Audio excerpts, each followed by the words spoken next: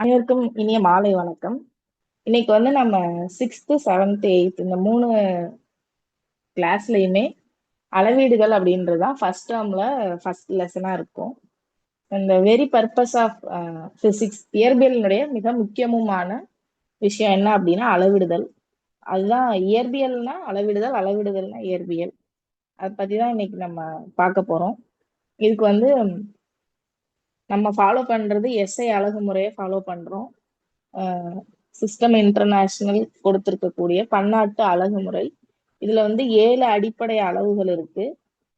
அதாவது அடிப்படை அளவு அப்படின்னா என்னன்னா வேற எதாலையும் அளக்க முடியாது. அதுதான் பேஸ். அதை வச்சு மத்ததை அளக்கலாம். ஆனா அதுதான் அடிப்படை அப்படின்னு நம்மளா தீர்மானம் பண்ணிக்கிட்டது. ஒரு ஸ்டாண்டர்டா ஃபிக்ஸ் பண்ணிக்கிட்டோம். அதுதான் 7 இருக்கு. அது என்னென்ன அப்படின்னா ஃபர்ஸ்ட் வந்து நீளம், நிறை, காலம், அடுத்தது மின்னோட்டம், அடுத்து பொருளின் அளவு, ஒளிச்செறிவு. இது 7 தான் என்ன அப்படின்னா அடிப்படை அளவுகள். இந்த அடிப்படை அளவுகளை வந்து வேற எதையும் வச்சு நம்மளால அளக்க முடியாது. இதை வச்சுதான் மற்ற விஷயங்களை வந்து நம்மளால அளக்க முடியும். இதனுடைய எஸ்ஐ அலகுகள். அலகு அப்படிங்கிறது ஒரு திட்ட அளவு. இப்ப நம்ம படிக்கல் வச்சிருக்கோம் இல்லையா, படிக்கல்ன்றது ஒரு திட்ட அளவு. அதே மாதிரி இன்னொரு பங்கு அப்படின்றதுதான் வந்து அதே மாதிரி அதே எடையுள்ள இன்னொரு பொருளினுடைய எடையும் நிறையும் வந்து 1 கிலோகிராம் அப்படின்னு நம்ம சொல்லுவோம். இப்ப திட்ட மதிப்பு அப்படிங்கிறது இப்ப நம்ம வீட்டுல வந்து அம்மா வந்து சமைக்கிறதுக்கு வந்து ஒரு அரிசி எடுக்கிறதுக்கு ஒரு டம்ளர் வச்சிருப்பாங்க. அவங்களுக்கு தான் அது அது அவங்களுக்கு தெரியும். இது வந்து 100, 200 அப்படின்னு சொல்லி நம்ம வீட்டுல படியெல்லாம் இருக்கு. அது வந்து திட்ட அளவு. அது வந்து நம்மளா நம்ம ஊர்ல இருக்கிறத பயன்படுத்தாம ஒரு இன்டர்நேஷனலா எல்லா நாடுகளுக்கும் பொதுவா வந்து ஏற்படுத்தப்பட்ட அழகுமுறை தான் என்ன அப்படின்னா எஸ்ஐ அழகுமுறை அப்படிங்கிறது. இதுல 7 அடிப்படை அளவுகள் இருக்கு. இதை வேற எதாலையும் அளக்க முடியாது. இதை வச்சுதான் மற்ற விஷயங்களை அளக்க முடியும்.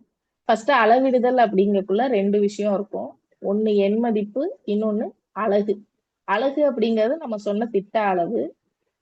எண் மதிப்பு அப்படிங்கிறது இப்ப நம்ம ஒரு நம்பர் கொடுக்குறோம்.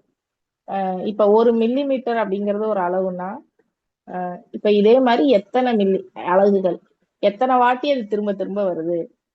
இப்ப வந்து 2 கிலோ நம்ம அளக்கணும்னா என்ன பண்ணுவோம், ஒரு தராசுகல்ல வச்சு 1 கிலோ தராசுகல்ல வச்சுட்டு அதே மாதிரி 2 தடவை எடுத்தோம் அப்படின்னா அது வந்து 2 கிலோன்னு சொல்றோம்.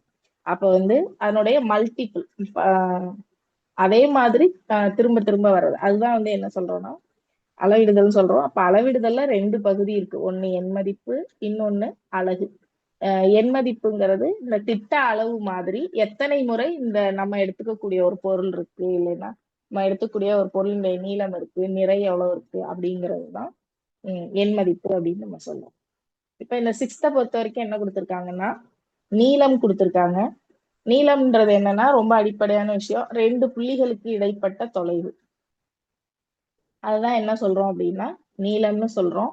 இப்ப இந்த நீளம்னு சொல்லக்குள்ள அது வந்து கிடைமட்டமாவும் இருக்கலாம், செங்குத்தாவும் இருக்கலாம், ஸ்லாண்டிங்காவும் இருக்கலாம். அது எப்படி வேணும்னாலும் இருக்கலாம். 2 புள்ளிக்கு இடையில இருக்கிற தூரம் அது எங்க எப்படியாக இருந்தாலும் அது வந்து நீளம் தான். அதை வந்து எதால அளக்குறோம் அப்படின்னா மீட்டர் அப்படின்னு சொல்லக்கூடிய எஸ்ஐ அலகுனால நம்ம அளக்குறோம்.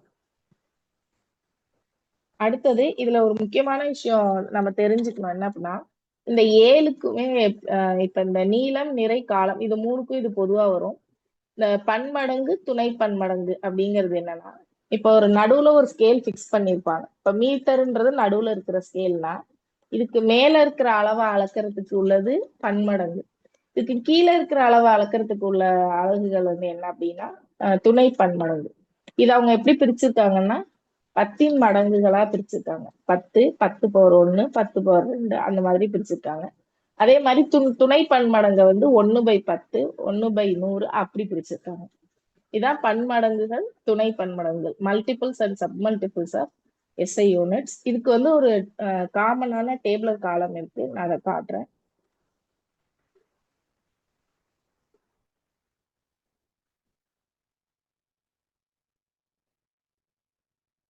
இதுல பார்த்தோம் அப்படின்னா 10 10 அடுக்கு 12 அப்படிங்கிறது டெரா. இப்ப எப்பவுமே பன்மடங்குகளையும் துணை பன்மடங்குகளையும் என்ன பண்ணுவாங்கன்னா ப்ரிஃபிக்ஸா சேர்ப்பாங்க. இப்ப மீட்டர் அப்படின்னா அதோட துணை பன்மடங்கு வந்து மில்லி அப்படின்னா அதுக்கு முன்னாடி சேர்ப்பாங்க, மில்லி மீட்டர்.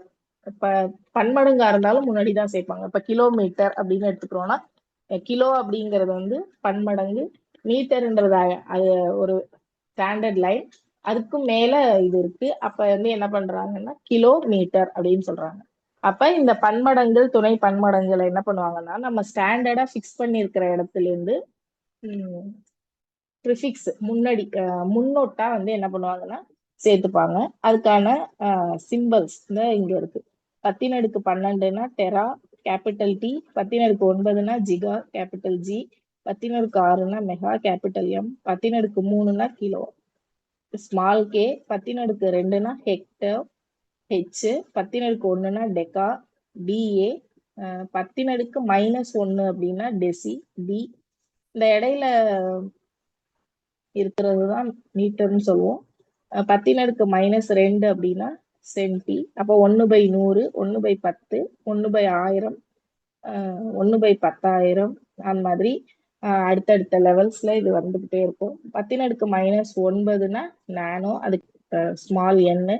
மேக்சிமம் வந்து நானோலாம் வந்து நம்ம கிலோ இதுல எல்லாம் இது நீளம் நிறை காலத்துல நீளத்துல பயன்படுத்துவோம். ஆனா நிறை இதுல எல்லாம் வந்து ரொம்ப மைன்யூட்டா நம்ம அன்றாட வாழ்வுல பயன்படுத்த மாட்டோம். மைக்ரோ வரைக்கும் மேக்சிமம் நம்ம தெரிஞ்சு வச்சுக்கிறது நல்லது. இந்த அலகுகளையும் இந்த சிம்பிள்ஸையும் தெரிஞ்சு வச்சுக்கிறதும் கூட நமக்கு நல்லதுதான். இதுல வந்து எப்படி கேட்பாங்கன்னா கன்வர்ஷன் கேட்பாங்க. சிறிய அளவுல இருந்து பெரிய அளவுக்கு மாத்துறது, பெரிய அளவுல இருந்து சிறிய அளவுக்கு மாத்துறது, அதை வந்து நம்ம ப்ராக்டிஸ் பண்ணி வச்சுக்கிறது நல்லது. இது சார்ந்த கேள்விகள் வந்து இந்த பாடப்பகுதியில இருந்து கேட்கப்படுறதுக்கான வாய்ப்புகள் இருக்கு. அதுக்கு அடுத்தது நீ நீளம் நீளம் தான் சொல்லியாச்சு. அதுக்கு அடுத்த இது என்ன அப்படின்னா நிறை. நிறை அப்படிங்கிறது என்னன்னா ஒரு பொருளில் இருக்கக்கூடிய பருப்பொருளின் அளவு. இப்ப வந்து ஒரு ஒரு பாக்ஸ்ல 10 பால் இருக்கு அப்படின்னா இப்ப அந்த பாலோடைய நிறை என்னன்னா 10. ஏன்னா அதுல 10 இப்போ ஒரு பால் வந்து அதோட ஒரு யூனிட்னா அது எத்தனை வாட்டி திரும்ப திரும்ப வருது, அதான் நிறை. அப்ப பருப்பொருளினுடைய அளவு, துகள்களின் எண்ணிக்கை அப்படின்னு கூட ஈஸியா நீங்க ஞாபகம் வச்சுக்கலாம். அததான் என்ன சொல்றோம் அப்படின்னா நிறை அப்படின்னு சொல்றோம். அடுத்து நீளத்தை அளவிடக்குள்ள என்னென்ன மிஸ்டேக்ஸ் வரலாம் அப்படின்றது கொடுத்துருக்காங்க. அதுல முக்கியமானது இடமாறு தோற்றப்பிழை. எப்பவுமே நம்ம வெயிட் பார்க்கும்போது கூட சொல்லுவாங்க, ஒரு மெஷின்ல நின்று மெஷினுக்கு நேர் எதிர நின்று நம்ம பார்க்கணும். சைட்ல நின்று பார்த்தோம் அப்படின்னா அதுல வந்து நம்ம அந்த முள்ளு வந்து நகர்ந்திருக்கிற மாதிரி தோணும். அப்ப நம்ம தப்பான அளவை சொல்லிடுவோம். அதே விஷயம்தான் இங்க வந்து ஸ்கேலுக்கும். ஒரு ஸ்கேலை வச்சு அளக்கும் போது நேராக வச்சு நம்ம அளக்கணும். சைட்ல இருந்து ரெண்டு பக்கமோ லெஃப்டோ ரைட்டோ சைட்ல இருந்து நம்ம பார்க்க கூடாது. அப்படி பார்த்தோம் அப்படின்னா என்ன ஆயிடும்னா தவறான அளவை வந்து நம்ம குறிச்சிருவோம். அதான் வந்து என்ன சொல்றாங்கன்னா இடமாறு தோற்றப்பிழை அப்படின்னு சொல்றாங்க. அடுத்தது வந்து இதுல வேற ஒரு முக்கியமான விஷயமும் இல்ல, டிவைடரை வச்சு வளைந்த கோட்டினுடைய நீளத்தை வந்து அளக்கலாம் அப்படின்னு சொல்லியிருக்காங்க. அது எப்படின்னா அந்த கோட்டை வந்து நம்ம சிறு சிறு பகுதிகளாக இல்ல டிவைடர்ல வந்து 0.5 சென்டிமீட்டர் எடுத்துக்கிட்டு அதை வந்து திரும்ப திரும்ப வச்சுட்டு புள்ளி வச்சுட்டே வரும்போது எத்தனை யூனிட்ஸ் இருக்கோ அத்தனை இன்ட்டு 0.5 போட்டு பார்க்கும்போது அந்த வளைகோட்டினுடைய நீளத்தை நம்ம வந்து கண்டுபிடிக்கலாம் அப்படின்னு சொல்றாங்க. 0.5 தான் வச்சுக்கணும்னு அவசியம் இல்லை. அது எவ்வளவு வளைவா இருக்குங்கிறத பொறுத்து கொஞ்சம் ரொம்ப ஷார்ப்பு பெண்ட் இல்லை அப்படின்னா நம்ம கொஞ்சம் நீளம் ஜாஸ்தியா கூட வச்சு நம்ம அதை 1 சென்டிமீட்டர் கூட வச்சு அளக்கலாம். அது ஒன்றும் தப்பு இல்லை. அடுத்து வந்து இந்த வளைவான பொருட்கள் வந்து நூலை வச்சு அளக்கிறது ஒண்ணு சொல்லியிருக்காங்க. அது இல்லாம இதுல முக்கியமானதுல உங்களுக்கு தெரியுமால என்ன கொடுத்துருக்காங்கன்னா பூமியில நிலவுல வந்து புவியீர்ப்பு விசை வந்து பூமியின் ஈர்ப்பு விசையில 1/6, அதாவது 6ல் 1 பங்கு ஈர்ப்பு விசைனா எங்க இருக்கும் அப்படின்னா நிலவுல இருக்கும். இப்போ ஒரு பொருளினுடைய எடை நிறை கிடையாது, நிறை வந்து எங்கேயுமே மாறாது, எடை ஆனா மாறும். ஏன் அப்படின்னா நிறைங்கிறது பொருளில் அடங்கியுள்ள துகள்களின் எண்ணிக்கை.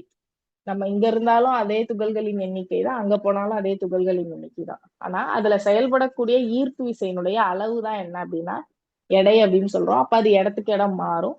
எங்க வந்து எவ்வளோ ஈர்ப்பு விசை இருக்கோ அதுக்கேற்ற மாதிரி அதனுடைய எடையும் நமக்கு என்ன பண்ணுவோம்னா மாறும். அதுல முக்கியமான பாயிண்ட் உங்களுக்கு தெரியுமால என்ன கொடுத்துருக்காங்கன்னா, நிலவுல இங்க இருக்கு பாருங்க, ஈர்ப்பு விசை வந்து பூமியில இருக்கிறது 6ல் 1 மடங்கு இருக்கும் அப்படின்னு சொல்லியிருக்காங்க.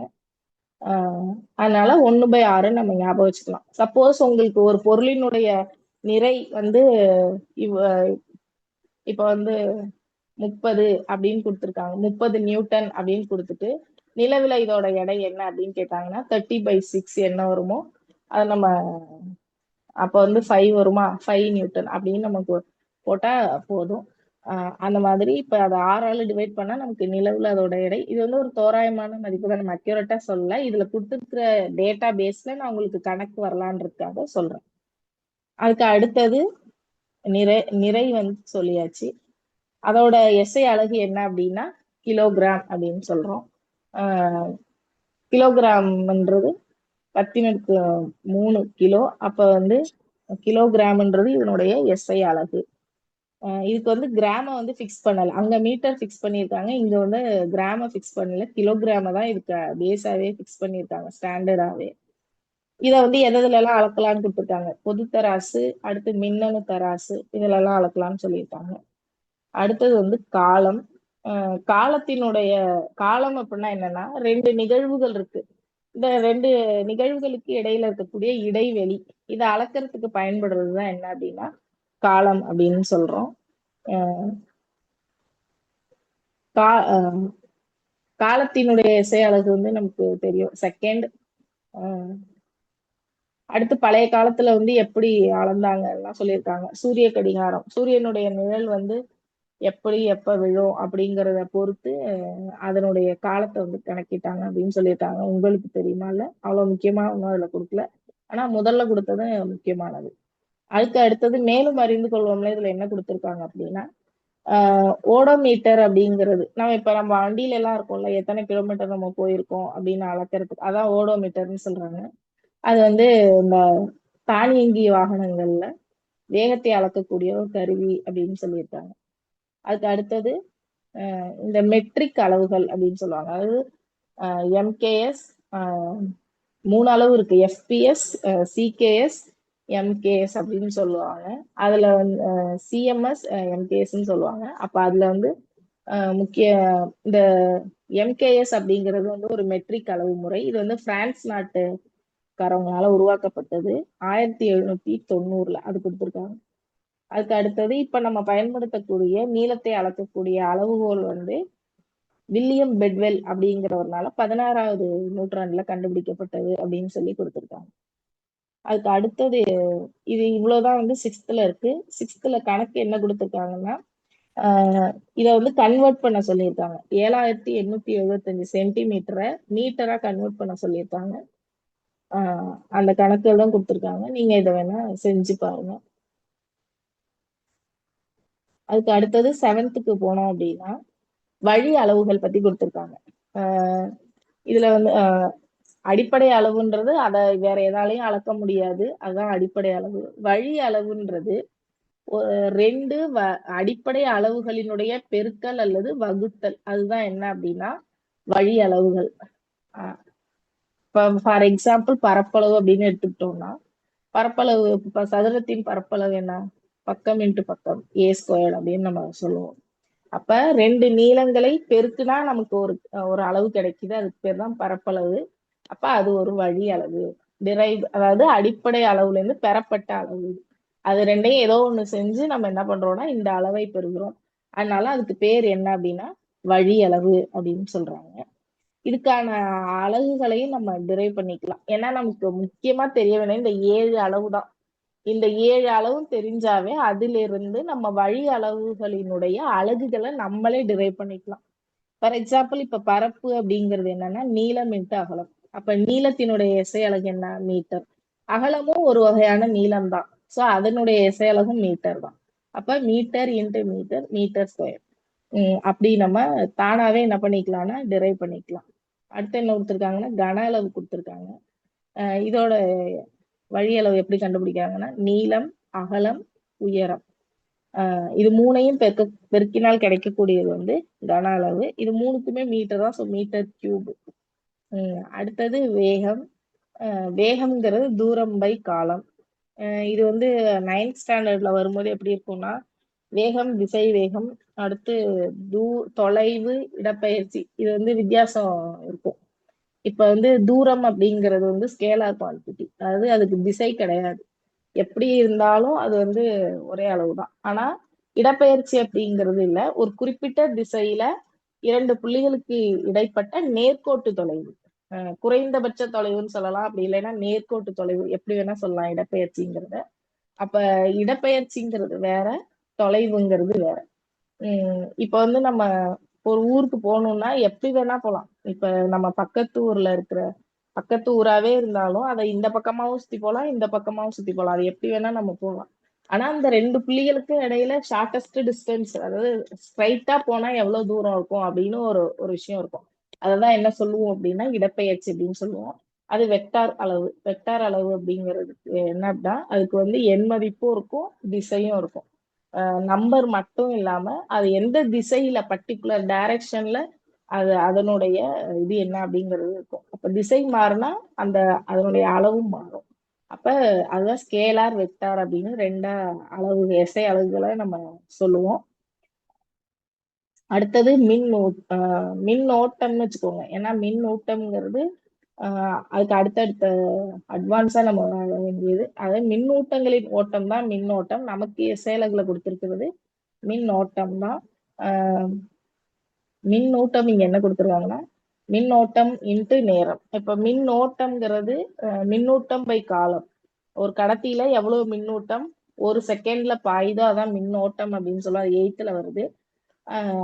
அதே ரிவர்ஸ்ல இங்க மின்னூட்டத்துக்கு வந்து ஃபார்முலா என்ன கொடுத்துருக்காங்க, மின்னோட்டம் இன்ட்டு நேரம் அப்படிங்கிறத கொடுத்துருக்காங்க. அடுத்தது அடர்த்தி. அடர்த்திங்கிறது நிறை பை பருமன், அப்படி இல்லைன்னா கன அளவு அப்படின்னு சொல்லலாம். இங்க நிறையுடைய எஸ்ஐ கிலோகிராம், கன அளவினுடைய எஸ்ஐ வந்து மீட்டர் கியூப், நமக்கு ஏற்கனவே தெரியும். அப்ப நீ கிலோகிராம் பை மீட்டர் கியூப் அப்படின்னு எழுதலாம். அப்படி இல்லைன்னா கிலோகிராம் மீட்டர் பவர் -3 அப்படின்னு எழுதலாம். கீழே இருக்கிறது மேல வந்துன்னா மைனஸா மாறும். அதனால அதுக்கு அடுத்தது அடிப்படை அளவுனா என்ன, வழி அளவுனா என்னன்னு கொடுத்துருக்காங்க. நம்ம ஏற்கனவே சொன்னது மாதிரி அடிப்படை அளவுனா இதான் பேஸ். ஒரு ஸ்டாண்டர்ட் யூனிட்டுக்கு பேர் தான் என்னன்னா அடிப்படை அளவு. அதை வச்சுதான் மற்ற இதை நம்ம வந்து அளக்குறோம். வழி அளவுங்கிறது வந்து இந்த ரெண்டுத்துடைய பெருக்கல் அல்லது வகுத்தல்னால ஏற்படக்கூடியது. இப்ப இங்க பரப்பளவு பத்தி கொடுத்திருக்காங்க. பரப்பளவுங்கிறது வந்து 2 நீளங்களை பெருக்குவதன் மூலமாக கிடைக்கக்கூடியது. அது என்ன வடிவமா வேணா இருக்கலாம். ஒழுங்கான வடிவத்துக்கு எப்படி கண்டுபிடிப்போம், ஒழுங்கற்ற வடிவத்துக்கு பரப்பளவு எப்படி கண்டுபிடிக்கணும்ன்றதுக்கு வந்து இங்க கொடுத்திருக்காங்க. ஒழுங்கான வடிவத்துக்கு சில எக்ஸாம்பிள்ஸ் கொடுத்திருக்காங்க. சதுரம் இங்க இருக்கு. சதுரம் பக்கம் இன்ட்டு பக்கம். அப்ப 2 பக்கமும் சதுரத்துல வந்து 4 பக்கங்களும் சமம் அப்படிங்கிறதுனால ஏ இன்ட்டு ஏ ஸ்கொயர்டு அப்படின்னு சொல்றோம். செவ்வகம் வந்து நீளம் ஜாஸ்தியா இருக்கும், அகலம் வந்து கம்மியா இருக்கும். அதனால நீ எல் இன்ட்டு பி, அப்ப எல்பி. அடுத்தது வட்டம். இது வந்து பை ஆர் ஸ்கொயர்டு அப்படின்னு சொல்றாங்க. இந்த பை அப்படின்னா என்ன, ஏன் இங்க வந்து பை வந்திருக்கு அப்படின்னு நம்ம யோசிக்கலாம். இந்த பை அப்படிங்கிறது எல்லா வட்டங்களுக்கும் விட்டத்தினுடைய 3 மடங்கு பிளஸ் கொஞ்சம் கூடுதல். ஒவ்வொரு வட்டமும் அதனுடைய சுற்றளவு எப்படி இருக்கும் அப்படின்னா, அந்த விட்டத்தை போல 3.14 மடங்கு இருக்கும். அது ரெண்டுக்குள்ள கனெக்ஷன் வந்து அதுதான். அதனாலதான் நம்ம வந்து வட்டத்தை பத்தி பார்க்கும்போது எல்லா இடத்துலயுமே பையன்றத வந்து பயன்படுத்துவோம். அது வந்து 3.14 அப்படி இல்லைன்னா 22/7 அப்படின்னு நம்ம சொல்லுவோம். அப்ப வட்டத்தினுடைய பரப்பளவு வந்து பை ஆர் ஸ்கொயர் அப்படின்னு நம்ம சொல்றோம். அடுத்தது முக்கோணம். இந்த முக்கோணம் தான் ஹாஃப் பிஹெச் அப்படின்னு சொல்றோம். அடிப்பக்கம் இன்ட்டு உயரம். ஏன்னா கீழே தான் அது அகலமா இருக்கும், மேல வந்து அகலமா இருக்காது. அதனாலதான் இங்க ஹாஃப் பயன்படுத்தி இருக்காங்க. பேஸ் வந்து கீழே மட்டும்தான் சமமா இருக்கும், மேல வந்து ஷார்ப்பா போயிடும். அதனாலதான் இங்க அரைங்கிறத வந்து பயன்படுத்தி இருக்காங்க. இங்க வந்து சில கணக்குகள் கொடுத்துருக்காங்க. என்னன்னா இதை வந்து பயன்படுத்தி கண்டுபிடிக்க சொல்லி சில கணக்குகள் கொடுத்துருக்காங்க. இதுல வந்து நம்ம நேரடியா அவங்க வந்து பரப்பளவு கண்டுபிடிக்க சொல்லுவாங்களான்னா, சின்ன கிளாஸ் பசங்களுக்கு அது ஓகே. கணக்கு டெட் மாதிரியான இடங்கள்ல எப்படி கேட்பாங்கன்னா, அதோட பரப்பளவு குடுத்துட்டு, ஒரு பக்கத்தினுடைய அளவு கேட்கலாம். செவ்வகமா இருந்தா, ஒரு பக்கத்தினுடைய அளவும், பரப்பளவும் குடுத்துட்டு, இன்னொரு பக்கம் என்ன அப்படின்னு சொல்லி கேட்கலாம். எப்பவுமே நமக்கு தெரியும்ல, ஃபார்முலால இந்த பக்கம் இருக்கிறத குடுத்துட்டாங்கன்னா, அந்த பக்கம் இருக்கிறது எப்படி நம்ம கண்டுபிடிக்கிறதுன்றது நமக்கு தெரியும். ஸோ வந்து அந்த மாதிரி நம்ம வந்து கால்குலேட் பண்ணி போடுற மாரி, இந்த மாதிரியான கணக்குகள் கேட்கறதுக்கான வாய்ப்புகள் இருக்கு. அடுத்து ஒழுங்கற்ற வடிவமுள்ள பொருட்களுடைய பரப்பளவு வந்து எப்படி கண்டுபிடிக்கலாம்னா, கிராஃப் ஷீட் வரைபடத்தாள் முறையின் மூலம் கண்டுபிடிக்கலாம். அந்த பொருள வந்து ஒரு வரைபடத்தாள்ல வச்சுட்டு, அத மார்க் பண்ணிட்டு, அது எத்தனை யூனிட்ஸ் இருக்கு அப்படிங்கிறத வச்சு அதனுடைய பரப்பளவ வந்து நம்ம கண்டுபிடிக்கலாம் அப்படின்னு சொல்லியிருக்காங்க. அதுக்கு ஒரு எக்ஸாம்பிள் இலைய வச்சு இங்க சொல்லியிருக்காங்க. அடுத்தது இப்ப நம்ம இங்கிலீஷ்ல சொல்லும்போது ஸ்கொயர் ரூட் அப்படின்னு சொல்லுவோம். அதே மாதிரி இங்க வந்து பரப்பளவு வந்து ஏ ஸ்கொயர்ட் அப்படிங்கிறதுனால, பக்கம் இன்ட்டு பக்கம்ங்கிறதுனால, அத சதுர மீட்டர் அப்படின்னு சொல்றோம் அப்படின்னு சொல்லியிருக்காங்க.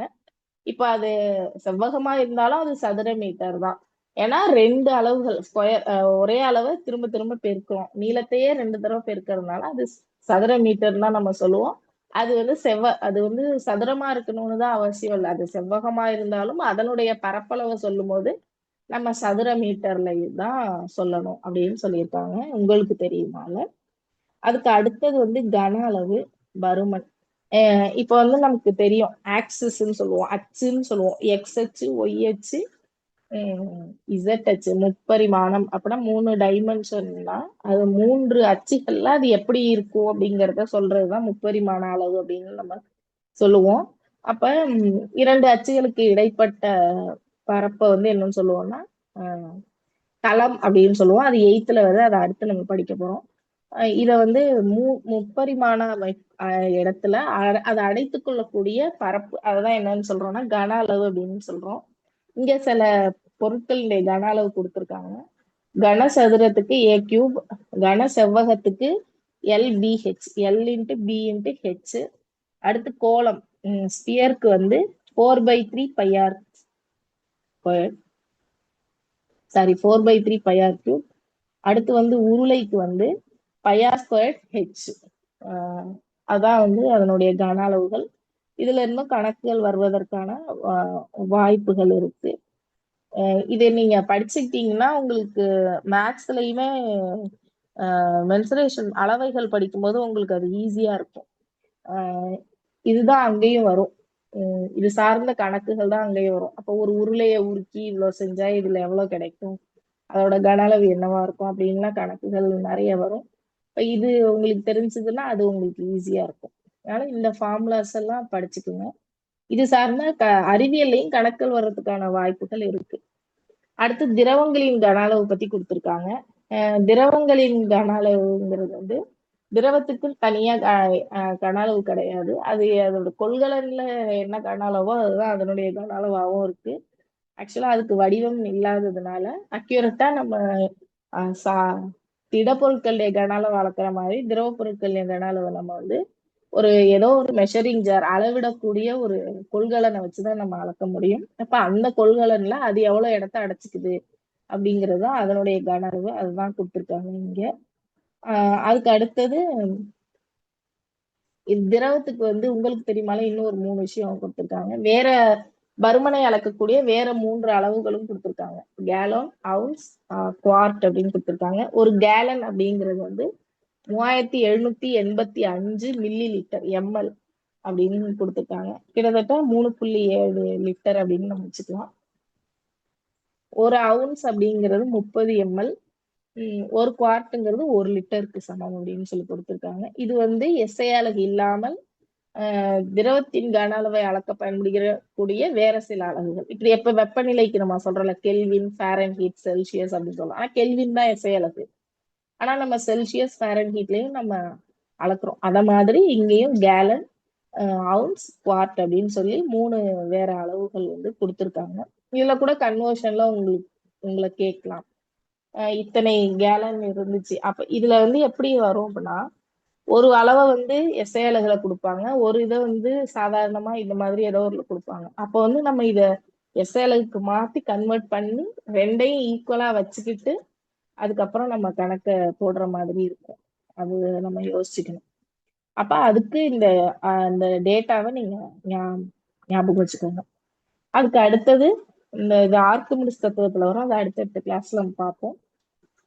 இந்த செயல்பாடு கொடுத்துருக்காங்கல்ல, இந்த ஒரு பொருளை வந்து நம்ம திரவத்துக்குள்ள மூழ்க வைக்கும் போது பொருள் வந்து இடப்பெயர்ச்சி செய்த நீரின் நிறையானது அந்த பொருளின் நிறைக்கு சமமாக இருக்கும் அப்படிங்கிறதுதான் இது அந்த ஆர்க்கிமிடிஸ் தத்துவம். அதன் அடிப்படையில இதை எவ்வளவு உயருது அப்படின்றது கொடுத்துருக்காங்க. அதுக்கு அடுத்து முக்கியமான விஷயம் அடர்த்தி.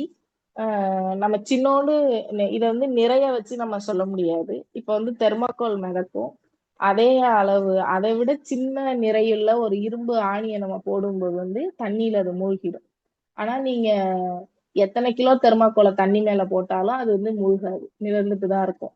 அங்க வந்து நிறை முக்கியம் இல்ல, அடர்த்தி முக்கியம். அப்ப ஒரு குறிப்பிட்ட பரப்பளவுல எவ்வளவு நெருக்கமாக நிறையானது அமைஞ்சிருக்கு, துகள்கள் வந்து எவ்வளவு நெருக்கமா இருக்கு அப்படிங்கிறத நம்ம வந்து அடர்த்தி அப்படின்னு சொல்றோம். இத வந்து நிறை பை கன அளவு அப்படின்னு சொல்றோம். அப்ப கன அளவுல பருமன் அப்படின்னு சொல்றோம். எவ்வளவு பருமன்ல எவ்வளவு நிறை வந்து நமக்கு இருக்கு. அப்ப நிறை ஜாஸ்தியாக ஜாஸ்தியாக அதோட அடர்த்தி வந்து அதிகமாகும். அப்ப அப்ப வந்து லேசான பொருள் மிதக்கும், அடர்த்தி குறைந்த பொருள் மிதக்கும், அடர்த்தி மிகுந்த பொருள் மூழ்கும். அதுதான் இது மிதத்தல் விதிகளே வரும். இதை பத்தி நான் அடுத்த வேற லெசன்ல இன்னும் டீட்டெயிலா கொடுத்துருக்காங்க, அதையும் நம்ம பார்ப்போம். அதுக்கு அடுத்து இது மூணுக்கும் உள்ள ரிலேஷனை வந்து என்ன சொல்லியிருக்காங்கன்னா, இப்படி ஒரு முக்கோணமா போட்டு கொடுத்துருக்காங்க. அதாவது நிறையையும் கன அளவையும் பெருக்குனா நமக்கு கிடைக்கக்கூடியது என்னன்னா, சாரி, அடர்த்தியையும் கன அளவையும் பெருக்குனா நிறை கிடைக்கும். நிறைய அடர்த்தியால வகுத்தா நமக்கு கிடைக்கக்கூடியது கன அளவு. அதே மாதிரி நிறையை கன அளவால வகுத்தா நமக்கு கிடைக்கக்கூடியது அடர்த்தி. இந்த முக்கோணத்தை வந்து நீங்க ஞாபகம் வச்சுக்கோங்க. இது உங்களுக்கு ஈஸியா பிக்டோரியலா ஈஸியா ஞாபகம் வச்சுக்கிறதுக்கு உங்களுக்கு வசதியா இருக்கும். எது கொடுத்து எது கேட்டாலும் உங்களுக்கு கணக்கு போடுறதுக்கு ஈஸியா இருக்கும். ஒரு பொருளினுடைய நிறை கொடுத்துட்டு நிறையும் கன அளவும் கொடுத்து அடர்த்தி கேட்கலாம், இல்ல அடர்த்தியும் கன அளவும் கொடுத்து நிறை கேட்கலாம், இல்ல அடர்த்தியும் நிறையும் கொடுத்து கன அளவு கேட்கலாம். எதை வேணா கேட்கலாம். அப்போ இந்த மூணுக்கான ஃபார்முலாவை ஈஸியா டிரைவ் பண்ணிக்கிறதுக்கு உங்களுக்கு வசதியா இருக்கும். நம்மளா மெச்சூர்ட் பீப்புள் தான், நமக்கு அது கஷ்டமா இருக்காதுன்னு நான் நினைக்கிறேன். அடுத்து வந்து இப்ப பார்த்தோம்னா சமையல் எண்ணெய் வந்து அடர்த்தியா இருக்கிற மாதிரி தோணும். ஆனா அதுல வந்து ஒரு டிராப் தண்ணி நீங்க விட்டீங்கன்னா தண்ணி வந்து மூழ்கிடும். அதே சமயம் தண்ணியில எண்ணெயை ஊத்தணும்னா எண்ணெய் வந்து மிதந்துகிட்டு இருக்கும். அப்ப வந்து என்ன அர்த்தம்னா தண்ணி அடர்த்தி மிகுந்தது, எண்ணெய் வந்து அடர்த்தி குறைந்தது. ஆனா பாகுத்தன்மை அப்படின்னு பார்த்தோம்னா அது வந்து எதுக்கு ஜாஸ்தியா இருக்குன்னா எண்ணெய்க்கு அதிகமா இருக்கும். பாகுத்தன்மைங்கிறது என்னன்னா ஒரு லேயருக்கும் இன்னொரு லேயருக்கும் இடையில இருக்கிற ஃப்ரிக்ஷன், உராய்வு, அது வந்து நீருக்கு அதிகமா இருக்கும். அதனால அது அடர்த்தி ஜாஸ்தியா இருக்கு. அதே வந்து எண்ணெய்க்கு வந்து அது கம்மியா இருக்கு பாகுத்தன்மை. அதனால அது பாகுத்தன்மை வந்து அது அதிகமா இருக்கும். நீருக்கு வந்து பாகுத்தன்மை குறைவா இருக்கும். இதுவும் 9th இருக்கு, அது அப்ப நம்ம பார்ப்போம். அடுத்தது இங்க சில பொருட்களே அந்த அடர்த்தி கொடுத்துருக்காங்க. இதுல வந்து உங்களை வந்து பொருளை கொடுத்த இதனுடைய அடர்த்தியின் அடிப்படையில ஏறுவரிசையில் எழுதுங்க அப்படின்னு சொல்லி கேள்விகள் கேட்கறதுக்கு வாய்ப்பு இருக்கு. அப்ப நம்ம வந்து எது வந்து ஜாஸ்தியா இருக்கு அப்படிங்கிறத நம்ம பார்த்து வச்சுக்கிறது நல்லது. அதே மாதிரி நம்ம மெட்டல்ஸ் கொடுத்துருக்காங்க இங்க. இந்த உலோகங்களினுடைய அடர்த்தியின் அடிப்படையில ஏறுவரிசையில் எழுதுங்க, இறங்கு வரிசையில் எழுதுங்க, ஏதாவது ஒரு கொஸ்டின் கேட்கறதுக்கான வாய்ப்பு இருக்கு.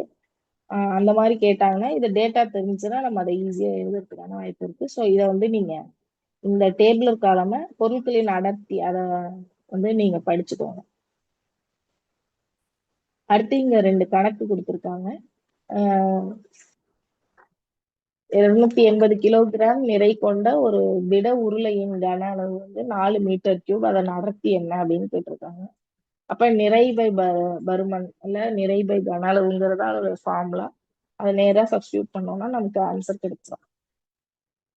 அடுத்த கணக்கு, இரும்பினால் செய்யப்பட்ட ஒரு பெட்டியின் பருமன் 125 சென்டிமீட்டர் கியூப், அதன் நிறையை காண்க அப்படின்னு கேட்காங்க. இங்க பாத்தீங்கன்னா இப்ப நான் சொன்ன மாதிரி அந்த டேபிளர் காலம்ல இருக்கிற இரும்பினுடைய அடர்த்தி உங்களுக்கு தெரிஞ்சா மட்டும்தான் இந்த சம்ம நீங்க ஒர்க் அவுட் பண்ண முடியும். இப்ப இங்க இரும்பினுடைய அடர்த்தி என்ன கொடுத்திருக்காங்க, 7800. அப்ப இங்க என்ன கொடுத்திருக்காங்க, பருமன் கொடுத்திருக்காங்க. அடர்த்தி வந்து நமக்கு தெரிஞ்சிருக்கணும்னு அவங்க எதிர்பார்க்கிறாங்க. சோ அப்ப அடர்த்தி அவங்க ஆனா கொடுக்கல. சாரி, இங்க ஆனா கணக்குல கொடுத்துருக்காங்க. சப்போஸ் நமக்கு கேட்கும்போது கொடுக்காம கேட்டாங்கன்னா நம்ம அதை தெரிஞ்சு வச்சுட்டு போடுறது நல்லது. அப்ப போட்டாங்கன்னா நம்ம அதை வச்சு அடர்த்திக்கான ஃபார்முலால சப்ஸ்டியூட் பண்ணி கண்டுபிடிக்கிற மாதிரி இருக்கும். நிறைனா அடர்த்தி இன்ட்டு கன அளவு. அப்ப அடர்த்தி நமக்கு இங்க மேல கொடுத்துருக்காங்க, அதே இன்ட்டு கன அளவு போட்டீங்கன்னா அதோட ஆன்சர் கிடைச்சிடும். சப்போஸ் இன்கேஸ் உங்களுக்கு கொடுக்கலன்னா அது நீங்களா போடுற மாதிரி இருந்ததுன்னா அந்த ரிஸ்க் இல்லாம நீங்க அதை மனப்பாடம் பண்ணிக்கிறது நமக்கு நல்லது. அதுக்கு அடுத்தது இன்னொரு கணக்கு கொடுத்துருக்காங்க. அடுத்து வானியல் பொருட்களுடைய தொலைவினை அளத்தல். ஃபர்ஸ்ட் விஷயம் என்ன கொடுத்துருக்காங்க, வானியல் அலகு, இன்னொன்னு ஒளியாண்டு கொடுத்துருக்காங்க. வானியல் அலகு அப்படிங்கிறது என்னன்னா பூமிக்கும் சூரியனுக்கும் இடையில இருக்கக்கூடிய சராசரி தொலைவு. இதை எப்படி சராசரி கண்டுபிடிக்கிறாங்கன்னா, பூமி வந்து நீள்வட்ட பாதையில சுத்தி வருது. அப்படி இருக்கும்போது கிட்டக்க இருந்தா ஒரு தொலைவுல இருக்கும், தூரமா இருக்கும்போது ஒரு தொலைவுல இருக்கும். அப்ப ரெண்டு தொலைவுனுடைய சராசரினா ரெண்டையும் கூட்டி 2ஆல வகுக்கிறது. Sum of units by number of units. அப்ப ரெண்டு யூனிட் இருக்கு நமக்கு. 147.1 மில்லியன் கிலோமீட்டர்ன்றது ஒண்ணு, 152.1 மில்லியன் கிலோமீட்டர்ன்றது ஒண்ணு. இது ரெண்டையும் கூட்டி 2ஆல நம்ம வகுத்தோம்னா அதோட சராசரி நமக்கு கிடைச்சிரும். அப்ப ஒரு வானியல் அலகு அப்படிங்கிறது எதற்கு சமம்னா 1.496 இன்ட்டு 10^11 மீட்டர், அதுக்கு சமம் ஒரு வானியல் அலகு. இதையுமே நீங்க மனப்பாடம் பண்ணிக்கிறது நல்லது. அடுத்தது ஒளியாண்டு. ஒளியாண்டு அப்படிங்கிறது ஒளியானது வெற்றிடத்தில் ஒரு ஆண்டுல பயணிக்கக்கூடிய தொலைவு தான் என்ன அப்படின்னா ஒளியாண்டு. இது வந்து பார்த்தோம்னா 6th ஒரு கொஸ்டின் ஒண்ணு, அதாவது அந்த ஹார்ட் கொஸ்டின்ஸ் மாதிரி வரிசையா நிறைய கொஸ்டின் கேட்டிருக்காங்க. சார் சொல்லுங்க. கொஞ்சம் அந்த டெக்னிக்கல் டேர்ம்ஸ்ல கொஞ்சம் இங்கிலீஷ்ல சொல்லிடுங்க. என்னால உள்ள வர முடியல. நிறைய பேர் வந்து இங்கிலீஷ் மீடியம் இருக்காங்க, அவங்களுக்கு வந்து அந்த டெக்னிக்கல் டேர்ம்ஸை மட்டும் இங்கிலீஷ்ல சொல்லிடுங்க. ஏன்னா ஃபுல்லா நம்ம இங்கிலீஷ்ல சொன்னோம்னா அது பைலிங்குவல்ல போகும்போது எல்லாருக்குமே சிக்கல். டெக்னிக்கல் டேர்ம்ஸ்ல மட்டும் இங்கிலீஷ்ல சொல்லிடுங்க. தேங்க்யூமா. ஓகே சார், ஓகே, நான் சொல்லிக்கிறேன். ஓகே, இப்ப இந்த புக்ல இல்ல ஆக்சுவலா, ஆனா இன்னொரு புக்ல இருந்தது. அதுல வந்து என்ன கொஸ்டின் கேட்டிருக்காங்கன்னா, நீங்க 6th புக் வச்சிருந்தீங்கன்னா தெரியும், அந்த லாஸ்ட் பேஜ்ல பயன்பாட்டு வினாக்கள் அப்படின்னு சொல்லி ஒரு கேள்வி கேட்டிருக்காங்க. அதுல வந்து வானியல் பொருட்களுக்கிடையே உள்ள தொலைவை ஒளியாண்டில் கணக்கிடுவோம் என்பது நாம் அறிந்ததே. ஒளியாண்டுனா லைட் இயர் அப்படின்னு சொல்றோம். ஒரு ஆண்டில் ஒளியானது கடந்து செல்லும் தொலைவு ஆகும். கணக்கிடும் கருவியை பயன்படுத்தாமல், அதாவது கால்குலேட்டர் யூஸ் பண்ணாம ஒரு ஒளியாண்டில் ஒளி கடக்கும் தொலைவை கிலோமீட்டரில் கணக்கிடவும் அப்படின்னு கேட்டிருக்காங்க. இப்ப நம்ம என்ன பண்ணணும்னா, ஒரு ஒளியினுடைய திசைவேகம் நமக்கு தெரியும், 3x10⁸ மீட்டர் பை செகண்ட். இதுதான் வந்து ஒளியினுடைய திசைவேகம். இதை என்ன பண்ணணும்னா ஒரு வருஷத்துக்கு நம்ம கால்குலேட் பண்ணணும். ஒரு வருஷத்துக்குன்னா 365 நாள் இன்ட்டு ஒரு நாளைக்கு 24 மணி நேரம் இன்ட்டு ஒரு மணி நேரத்துக்கு 60 வினாடிகள். அடுத்து நிமிடங்கள், ஒரு நிமிடத்திற்கு 60 வினாடிகள், second 60 second. So 365 into 24 into 60 into 60 பெருக்கிட்டு அதால இந்த நம்ம ஒளியினுடைய திசை வேகத்தை பெருக்கணும்னா நமக்கு ஒரு ஒளியாண்டுங்கிறது நமக்கு கிடைச்சிரும். அப்படிதான் நம்ம அதை கால்குலேட் பண்ணணும். அப்படி கால்குலேட் பண்ணா ஒளியினுடைய திசை வேகம் என்ன கிடைக்கும் அப்படின்னா 9.461 இன்ட்டு 10^15 மீட்டர் அப்படின்னு நமக்கு கிடைக்கும். அதே மாதிரி இன்னொரு கொஸ்டின் அதுல கேட்டிருக்காங்க. என்னன்னா இப்ப வந்து நம்ம தரையில போறதுதான் நம்ம சொல்லிட்டு இருக்கோம். அதே வந்து கடல்ல வந்து நீர்ல வந்து கப்பல் போகும்போது, கடலில் பயணிக்கும் போது நீளத்தை கிலோமீட்டரில் தான் கணக்கிடுகிறோமா? நீளத்தை வந்து கிலோமீட்டர்ல தான் கால்குலேட் பண்றோமான்னு கேட்டிருக்காங்க. அப்படி கணக்கிட்டோம்னா வேற எப்படி கணக்கிடலாம்னு கேட்டிருக்காங்க. அப்படி கணக்கிட்டோம்னா இதை வந்து நாட்டிக்கல் மைல் அப்படின்ற ஒரு யூனிட்டால கால்குலேட் பண்றாங்க. NMI அப்படின்னு சொல்றாங்க இத. ஒரு நாட்டிக்கல் மைல் அப்படிங்கிறது 1852 மீட்டருக்கு ஈக்குவலா இருக்கும். அதாவது நாட்டிக்கல் அப்படிங்கிறது என்னன்னா ஒரு ஒரு மினிட்ல அந்த அட்சரேகை இருக்கு இல்லையா, அதை கால்குலேட் பண்ணி சொல்றதுதான் என்னன்னா இந்த நாட்டிக்கல் மைல் அப்படின்னு சொல்றாங்க. ஒரு நாட்டிக்கல் மைல்ங்கிறது 1852 மீட்டருக்கு சமமா இருக்கும். இது நாட்ஸ் அப்படிங்கிறதுதான் இதனுடைய வேகத்தினுடைய அளவு. இது எப்படின்னா 1 நாட்டிக்கல் மைல் பை 1 ஹவர். ஒரு மணி நேரத்துல ஒரு நாட்டிக்கல் மைல் போனாங்கன்னா அது ஒரு நாட்ஸ். அதான் அதனுடைய வேகம் அப்படின்னு நம்ம இங்க சொல்றாங்க. இது ரெண்டும் முக்கியமான கொஸ்டின். மத்ததெல்லாம் கூட நம்ம ஈஸியா தான் போட்டுடலாம். அதுல வந்து இன்னொரு கொஸ்டின் என்னன்னா, இப்போ ஒரு 2 ஊருக்கு இடையில இருக்கிற டிஸ்டன்ஸ் அளக்கும் போது ஏதாவது ஒரு ஸ்டார்டிங் பாயிண்ட் ஒரு எண்டிங் பாயிண்ட் இருக்கும். ரெண்டு டிஸ்டன்ஸ் பிட்வீன் 2 பாயிண்ட்ஸ்ன்றதுதான் இந்த லெங்க்த்துக்கான டெஃபினிஷன். அப்படி இருக்கும்போது இந்த அது எந்த ஸ்டார்டிங் பாயிண்ட் எது, எண்டிங் பாயிண்ட் எது, எதை பேஸ் பண்ணி அவங்க அளவிடுறாங்க அந்த நெடுஞ்சாலையில அப்படின்னு கேட்டிருந்திருக்காங்க. அதுல வந்து போஸ்ட் ஆபீஸ், அப்படி இல்லைன்னா அதனுடைய தலைமை இடம். இப்ப கலெக்டரேட்னு வச்சுக்கிட்டோம்னா கலெக்டரேட்ல இருந்து அந்த ஊர் கலெக்டர். இப்ப சென்னை டு மதுரையில இருந்து நாகப்பட்டினம்னா மதுரை கலெக்டரேட்ல இருந்து சென்னை கலெக்டரேட்டுக்கு இடையில இருக்கிற தூரம் தான் என்னன்னா அது ரெண்டுக்கும் இடையிலான தூரம். மற்றபடி பவுண்டரிஸை கால்குலேட் பண்ணி அவங்க வந்து அந்த கிலோமீட்டர்ஸ் எல்லாம் அந்த இப்போ போர்டுல எல்லாம் இருக்குல்ல அதெல்லாம் போடுறது இல்லை. இது வந்து அடிஷ்னலா அவங்க அங்க பயன்பாட்டு வினாக்கள் கொடுத்துருக்காங்க. மேபி அதுவே நமக்கு ஒரு கொஸ்டினா வரலாம். அதனால அது தெரிஞ்சுக்கணுங்கிறதுனால நான் உங்களுக்கு சொல்றேன். அதுக்கு அடுத்தது முக்கியமான விஷயம் என்னன்னா, பூமிக்கு மிக அருகில் இருக்கக்கூடிய சார் மேம் பேஜ் வந்து விசிபிளா இல்ல, நீங்க நடத்திட்டு இருக்க பேஜ். சேர்ந்த வரேன். இல்ல நான் இது வந்து தகவல் தான். இது நான் முன்னாடியே அவங்க நோட்ஸ் வேணா. Okay sir. இந்த வகுப்பு முடிஞ்சோடனே இந்த யூனிட்ஸ் அப்படியே நாங்க உடனே ஷேர் பண்றோம். சார் நீங்க இதை ஒவ்வொரு கிளாஸ்லயும் சொல்றீங்க, பண்ண மாட்டீங்கன்னு சொல்லுவீங்க. ஆனா இன்னைக்கு நாங்க கண்டிப்பா பண்ணிடுறோம். ஏன்னா இன்னைக்கு இந்த யூனிட்ஸை முழுமையா முடிச்சுவாங்க.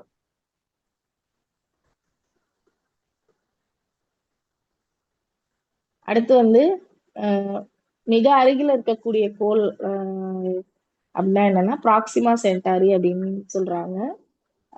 அதுக்கு அடுத்தது பூமிக்கும் அண்டத்திற்குமான தொலைவு என்ன அப்படின்னா 25,000 ஒளியாண்டு அப்படின்னு சொல்றாங்க.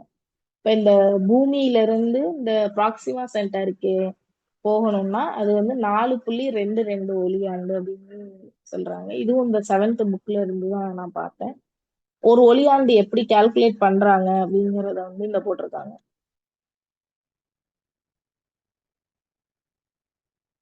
அதுக்கு அடுத்தது நம்ம 8th புக். இந்த மாதிரி கூட உங்களுக்கு இந்த பொறுத்துகையில கேட்டிருக்காங்கல்ல, இத வந்து கூட ஒரு மாதிரி கொஸ்டினா நம்ம கேட்கலாம். எதை வந்து எதை வச்சு நம்ம அளப்போம் அப்படிங்கிற மாதிரியான கேள்விகள் கேட்கலாம். அதே மாதிரி இந்த அனாலஜி பரப்புனா மீட்டர் ஸ்கொயர். அப்ப கன அளவுனா அதோட யூனிட் இங்க நம்ம எழுதணும். திரவம்னா லிட்டரால அளப்போம், திடப்பொருள்னா கிலோகிராமால அளப்போம் அப்படிங்கிற மாதிரி. இது புக் பேக்கு. இதே மாதிரியான கொஸ்டின்ஸ் வந்து நமக்கு அங்க வர்றதுக்கான வாய்ப்புகள் இருக்கு. மேக்சிமம் வந்து நீங்க புக் பேக்ல இருக்கக்கூடிய இந்த கூற்று காரணம் ரீசன் அசர்ஷன் கொஸ்டின்ஸை வந்து நல்லா பார்த்துக்கோங்க. அது ஏன்னா எல்லாமே ஹார்ட்ஸ் கொஸ்டினா தான் இருக்கும். அதே மாதிரி ஒரு ஒரு பாடத்துக்கு பின்னாடியும் ஹார்ட்ஸ்னு ஒரு கொஸ்டின் இருக்கும். ஆனா அதுக்கான ஆன்சர் வந்து டைரக்டா புக்ல கொடுத்துருக்க மாட்டாங்க. இன்கேஸ் உங்களுக்கு இருக்கிற டேட்டா வச்சு ஆன்சர் டிரைவ் பண்ண முடியலன்னா கூட நீங்க வந்து அதை பார்த்து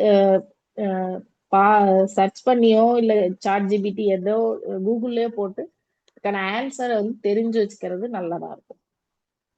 ஏன்னா அந்த கேள்விகள் இல்ல அந்த மாதிரியான கேள்விகள் வந்து நமக்கு வந்து தேர்வுல கேட்கப்படுறது கேட்டிருக்காங்க பாருங்க. அப்ப அந்த மாதிரி இப்போ இங்கேயே கொஸ்டின் கொடுத்துருக்காங்க பாருங்க. கீழே காட்டப்பட்டுள்ளவாறு 3 கோளங்கள் ஏ பி சி. கோளங்கள் ஏ பி ஒரே பொருளால் செய்யப்பட்டவை, கோளம் சி வேறு பொருளால் செய்யப்பட்டது. கோளங்கள் ஏ மற்றும் சி ஒரே ஆரம் கொண்டவை. கோளம் B யின் ஆரம் கோளம் A யின் ஆரத்தில் பாதியாக இருக்கும்.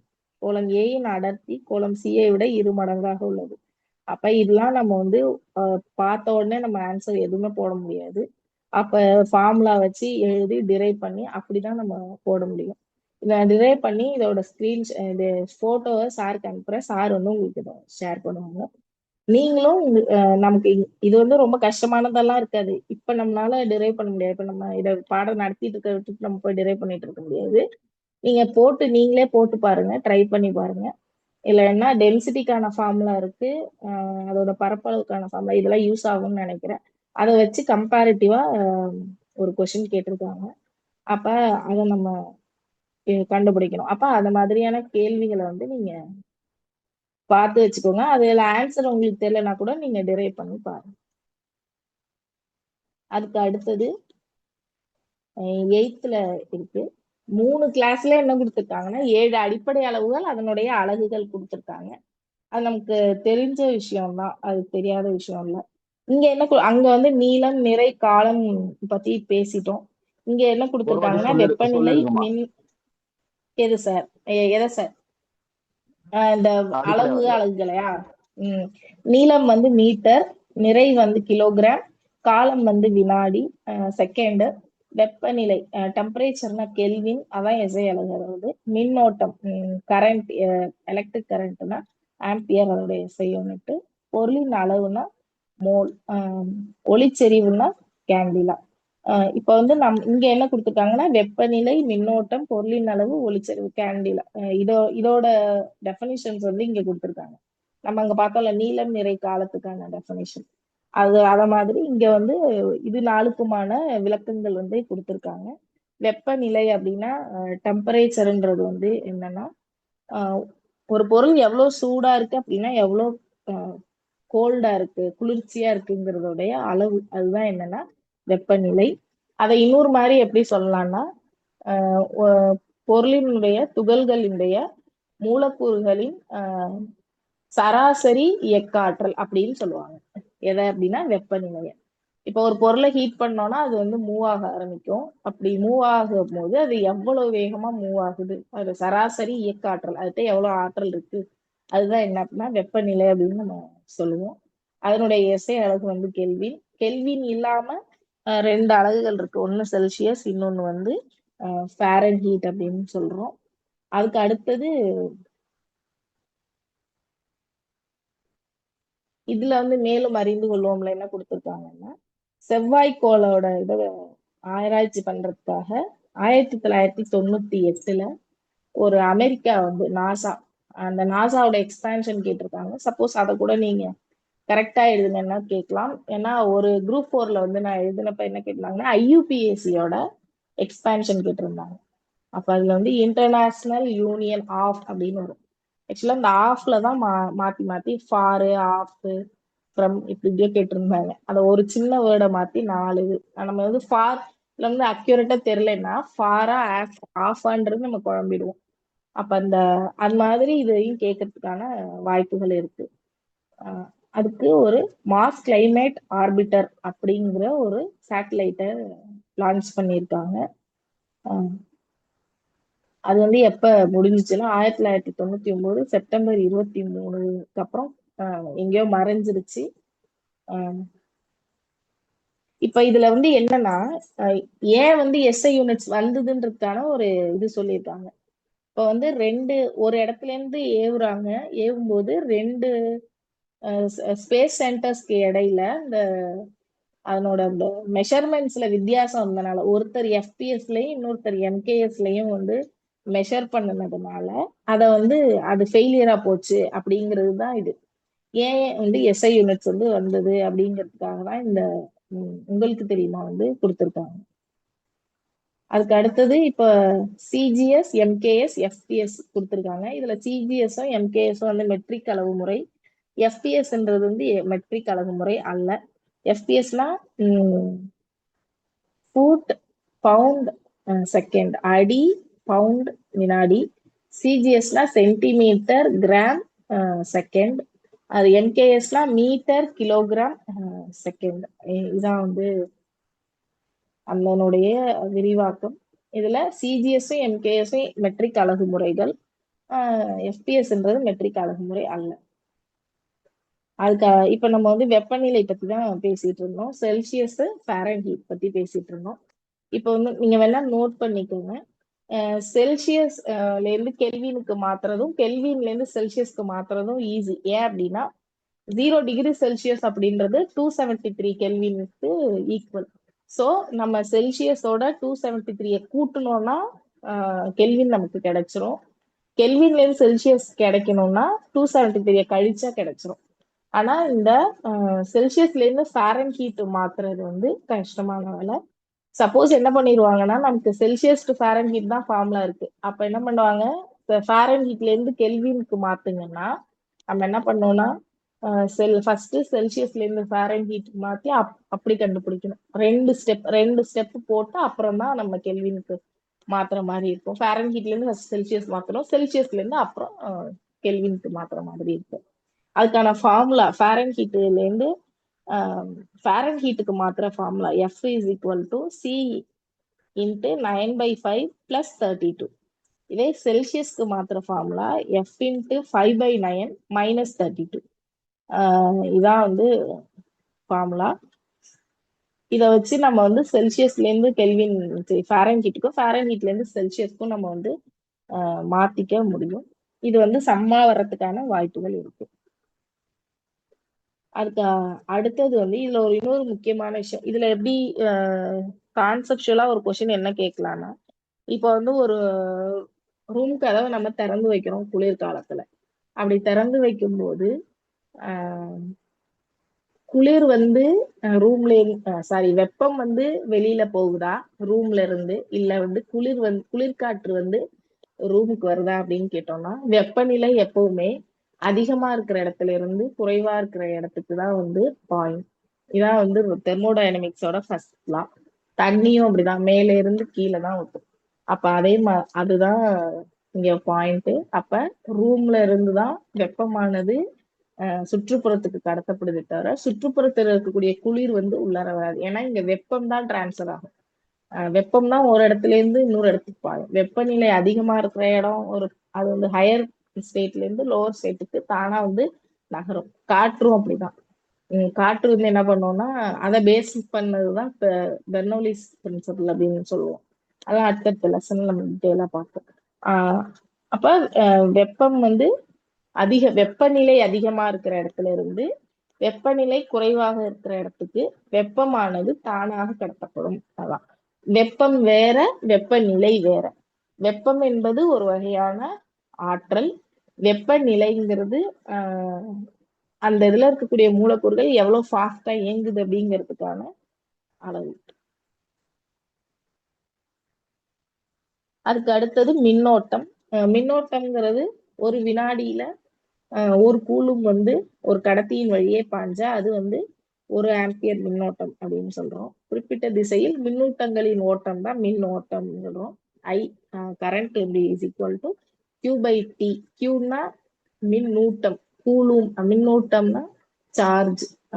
Coulomb by time. டைம்னா எவ்வளோ ஒரு நிமிஷத்துல எவ்வளவு அது போகுது அப்படிங்கிறது தான் வந்து மின்னோட்டம் அப்படின்னு சொல்றாங்க. இதை வந்து ஆம்பியர்ன்ற எஸ்ஐ யூனிட்டால குறிக்கிறோம். இப்ப நம்ம பார்த்தோம்னா தெரியும், மீட்டர்னு குறிக்கும் போது ஸ்மால் எம் போடுவோம், ஆனா ஆம்பியர்னு சொல்லும் போது கேபிட்டல் ஏ போடுவோம். இது ஏன் அப்படின்னா எஸ்ஐ அலகுகளை இப்படிதான் எழுதணும்னு இருக்கு. அது வந்து 9th இருக்கு. எஸ்ஐ அலகுகள் வந்து ஒரு அறிவியல் அறிஞரின் பெயரால குறிக்கப்படும் போது அதோட யூனிட்டை வந்து கேபிட்டல் லெட்டர்ல தான் குறியீடை வந்து எழுதணும். அதே வந்து நீங்க அதை ஆம்பியர்னு எழுதும் போது ஸ்மால் லெட்டர்ல தான் எழுதணும். ஃபுல்லா AMPEREன்னு எழுதும்போது ஸ்மால் லெட்டர்ல எழுதணும். அட் த சேம் டைம் அதை நீங்க குறியீடுகளாக குறிக்கும் போது அதை வந்து கேபிட்டல் லெட்டர்ல தான் எழுதுவாங்க. அதான் அந்த கைட்லைன். ஸோ அப்ப அதனால நமக்கு ஆம்பியர் அப்படிங்கிறது ஒரு அறிவியல் அறிஞர்களுடைய பெயர் அப்படிங்கிறதுனால அது கேபிட்டல் ஏ ஆல நமக்கு கொடுத்துருக்காங்க. இதை அளக்கக்கூடிய கருவி வந்து அம்மீட்டர். பொட்டன்ஷியல் டிஃபரன்ஸ் சொல்கிறேன், மின்னழுத்த வேறுபாட்டை அளக்கக்கூடிய கருவி வந்து வோல்ட் மீட்டர் அப்படின்னு நம்ம சொல்றோம்.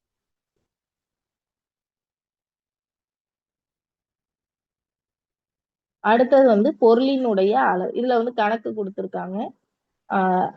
அது ஒன்றும் இப்போ கணக்கு இல்லை, ஈஸியான கணக்கு தான். மின்னூட்டத்தோட அளவும் காலத்தினுடைய அளவும் கொடுத்துருக்காங்க. அப்போ கரண்ட் எவ்வளோன்னு கேட்டிருக்காங்க. I is equal to Q by Tன்ற ஃபார்முலாவில் சப்ஸ்டியூட் பண்ணீங்கன்னா ஈஸியாக நமக்கு ஆன்சர் கிடைச்சிரும். அதுக்கு அடுத்தது பொருளினுடைய அளவு. பொருளினுடைய அளவுங்கிறதுக்கு வந்து ஸ்டாண்டர்ட் ஸ்கேலா எதை வச்சிருக்காங்கன்னா கார்பன் வச்சிருக்காங்க. கார்பன் 12ல 12 கிராம் எடையில எவ்வளவு துகள்கள் இருக்குமோ அதான் பொருளினுடைய அளவு, அதான் ஸ்டாண்டர்டா வச்சிருக்காங்க. ஏன் அப்படின்னா கார்பன்ல மட்டும்தான் 6 நியூட்ரான், 6 எலக்ட்ரான், 6 புரோட்டான் ஈக்குவலா இருக்கும் மூணுமே. அப்ப வந்து நமக்கு ஒரு ரேஷியோ எடுக்கும்போது ஈஸியா இருக்கும். மூணுமே ஈக்குவலா இருக்கிறதுனால அதுதான் கரெக்டான அளவா இருக்குங்கிறதுனால தான் கார்பன் வந்து ஸ்டாண்டர்டா ஃபிக்ஸ் பண்ணியிருக்காங்க. அப்ப கார்பன் 12ல 12 கிராம் எடையில எவ்வளவு துகள்கள் இருக்குமோ அதுதான் வந்து 1 மோல் அப்படின்னு சொல்றாங்க. இதை வந்து அவகேட்ரோ எண் அப்படின்னு கூட சொல்லலாம். ஒரு மோல் பொருளில் இருக்கக்கூடிய துகள்களின் அளவு அது எந்த துகளா இருந்தாலும் எந்த பொருளாக இருந்தாலும் 6.023 இன்ட்டு 10⁻23 துகள்கள் வந்து அந்த ஒரு மோல் பொருள்ல இருக்கும். அது எதுக்கு ஈக்குவலா இருக்கும்னா அதனுடைய மூலக்கூறு நிறைக்கு சமமான நிறை கொண்ட பொருளில் இருக்கக்கூடிய துகள்களின் அளவு. அதனாலதான் கார்பன்ல 12 கிராம் கார்பன் 12ல இருக்கக்கூடிய துகள்களின் அளவு தான் வந்து ஸ்டாண்டர்டா எடுத்திருக்காங்க.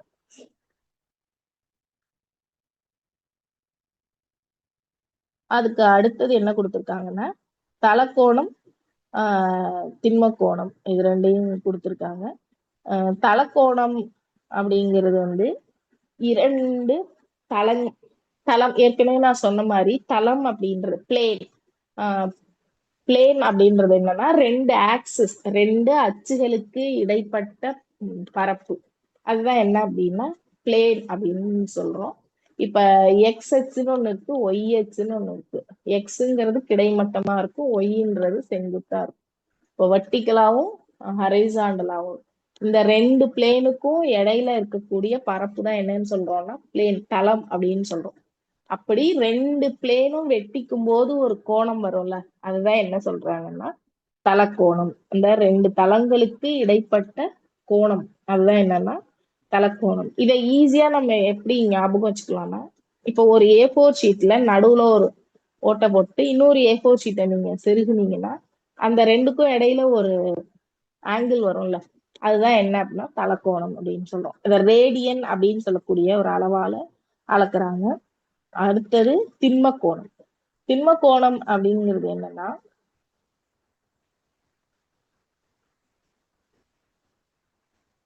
இப்ப இதுல 2 தளம் பார்த்தோம். அதுல வந்து என்னன்னா 2ற்கும் மேற்பட்ட தளங்கள்.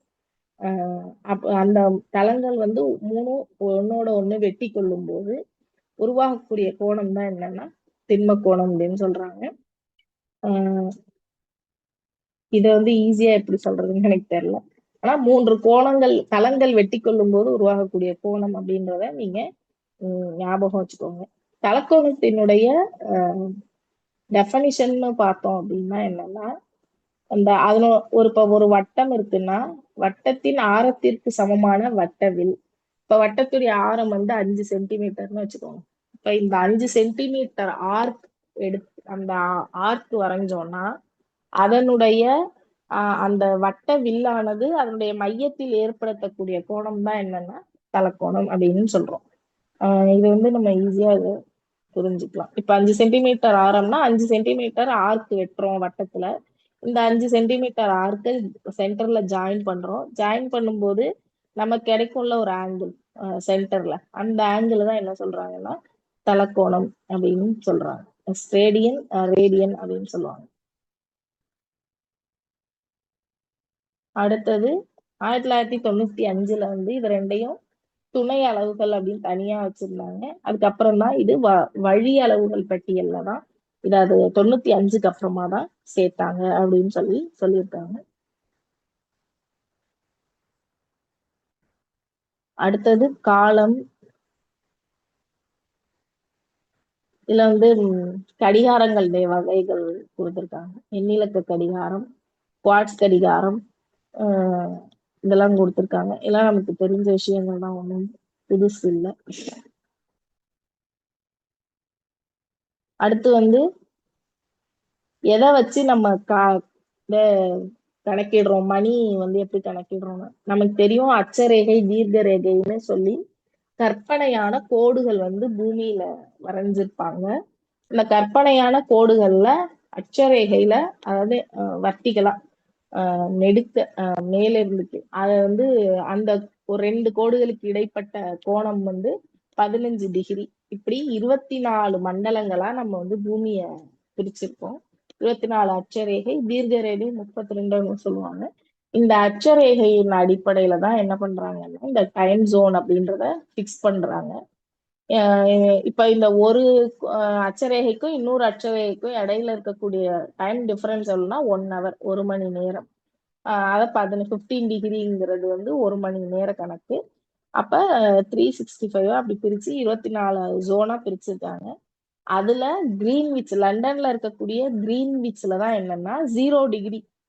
இந்த 0 டிகிரின்றது அந்த டயத்துல வர்றதுனால அதை ஸ்டாண்டர்ட் டைமா பிக்ஸ் பண்ணிக்கிட்டு, இப்ப நீங்க பாத்தீங்கன்னா நம்ம இந்தியன் டைம் பாத்தீங்கன்னா கிளாக்ல போய் செட் பண்ணும்போது ஜிஎம்டி பிளஸ் 5.30 அப்படின்னு இருக்கும். அப்ப என்ன அர்த்தம்னா இந்த ஜிஎம்டிங்கிறது கிரீன்விச் மீன் டைம். இந்த டயத்துல இருந்து 5.5 மணி நேரம் கூடுதலாக முன்னதாக நம்ம இருக்கோம் அப்படின்னு அர்த்தம். இப்ப லண்டன்ல இருக்கக்கூடிய அந்த கிரீன்விச்ல 0 டிகிரி ரேகை இருக்கு. சோ அது வந்து 0ல ஆரம்பிக்குது.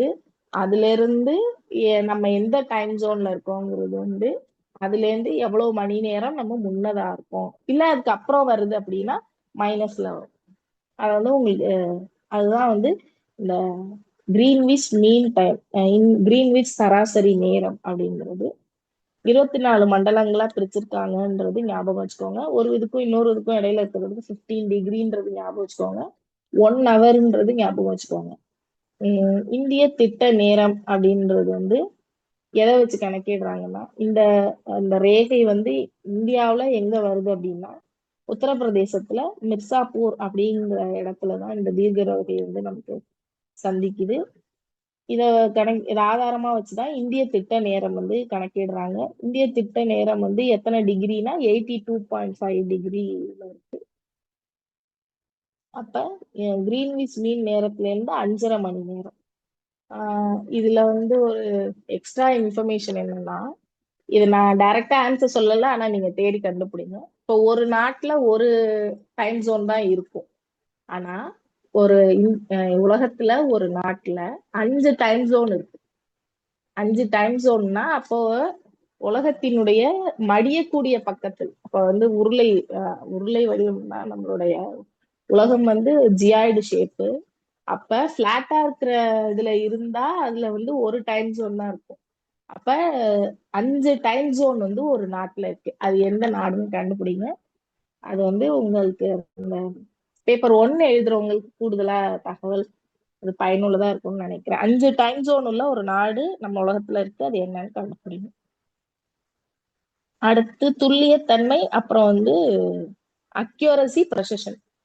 துல்லியத்தன்மை, நுணுக்கம் அப்படின்னு சொல்றாங்க. துல்லியத்தன்மை அப்படிங்கிறது என்னன்னா ட்ரூ வேல்யூன்னு ஒண்ணு இருக்கும். எல்லாத்துக்குமே உண்மையான மதிப்பு அப்படின்னு ஒண்ணு இருக்கும். இவ்வளவுதான் இருக்கணும் அப்படின்னு இருக்கும். இந்த ட்ரூ வேல்யூக்கு எவ்வளவு நெருக்கமாக நம்மளுடைய எக்ஸ்பெரிமெண்டல் வேல்யூ, நம்ம கண்டுபிடிச்ச மதிப்பு இருக்கோ அதுதான் வந்து என்னன்னா துல்லியத்தன்மை. இதே நுணுக்கம் அப்படின்னா ப்ரெசிஷன் சொல்லுவோம். அதாவது ஒரே மதிப்பு இருக்கும், திரும்ப திரும்ப திரும்ப அதுதான் கிடைக்கும். ஏன்னா அந்த எக்ஸ்பெரிமெண்டல் கண்டிஷன்ஸ்க்கு திரும்ப திரும்ப ஒரு வேல்யூ தான் கிடைக்கும். அங்க ஏதோ மேபி எரர் இருக்கலாம். ப்ரெசிஷன்ன்றது உண்மை மதிப்பா இருக்கணும்னு அவசியம் இல்லை, உண்மை மதிப்பா கூட இருக்கலாம். ஆனா இப்ப இந்த இதுல கொடுத்துருப்பாங்க பாருங்க, இப்போ இந்த சிறந்த துல்லிய ஃபர்ஸ்ட்ல வந்து சென்டர்ல ஃபிக்ஸ் பண்ணியிருக்காங்க, மூணுமே சென்டர். அப்ப திரும்ப திரும்பவும் அதே மதிப்பு ட்ரூ வேல்யூ தான் கிடைச்சிருக்கு. அதே சமயம் நுட்பமாவும் செஞ்சிருக்காங்க. ஆனா கீழே நுட்பமா செஞ்சிருக்காங்க, ஒரே புள்ளியில மூணையுமே குத்திருக்காங்க. ஆனா அது உண்மையான மதிப்பா அப்படின்னா அது இல்ல. மூணாவது படத்தை பார்த்தோம்னா ரெண்டுமே இல்ல. ஏன்னா மூணு இடத்துல இருக்கு, ட்ரூ வேல்யூவையும் ஒத்து போகல. ஸோ அப்ப அக்யூரசியும் இல்ல, ப்ரெசிஷனும் இல்ல. ப்ரெசைஸ்டு வேல்யூன்றது திரும்ப திரும்ப மீண்டும் மீண்டும் கிடைக்கக்கூடிய வேல்யூ. இப்போ ஒரு 10 பேர் ஒரு ப்ராக்டிக்கல் எக்ஸாம்ல ஒண்ணு செய்யறாங்க அப்படின்னா அதுல 8 பேருக்கு வந்து 18.2ன்றத டைட்ரேட்டட் வேல்யூ வந்திருக்குன்னா அந்த 18.2ன்றது ப்ரெசைஸ்டு வேல்யூ, நுட்பமான மதிப்பு. அப்ப திரும்ப திரும்ப அதான் கிடைச்சிருக்கு. ஆனா ஸ்கில் வேல்யூன்னு ஒண்ணு வச்சிருப்பாங்க, அது உண்மையா அதுக்கு எவ்வளவு வரணும் அப்படின்னு ஒண்ணு இருக்கும். அப்ப வந்து உண்மையான மதிப்புக்கு நெருக்கமா இருந்துச்சு அப்படின்னா அது துல்லியமான அளவு. இதே வந்து 10 பேருக்கு ஒரே மதிப்பு கிடைச்சிருக்குன்னா அது வந்து நுட்பம் அப்படின்னு நம்ம சொல்லலாம். அடுத்து தோராயமாக்கல். நமக்கு தெரியும்ல, பாயிண்ட்டுக்கு அந்தாண்ட 5க்கு மேல இருந்தா முன்னாடி ஒண்ணு சேர்த்துப்போம், 5க்கு கீழே இருந்தா அந்த நம்பரை வந்து நெக்லெக்ட் பண்ணிடுவோம். அதான் வந்து தோராயமாக்கல் அப்படின்னு சொல்லியிருக்காங்க. அது நீங்க மேக்ஸ்ல இன்னும் நல்லா படிப்பீங்க. முழுமையாக்கலும் அதான். 5க்கு மேல இருந்தா ஒண்ணு சேர்த்துப்போம், 5ஓட கம்மியா இருந்தா அதை நெக்லெக்ட் பண்ணிடுவோம்.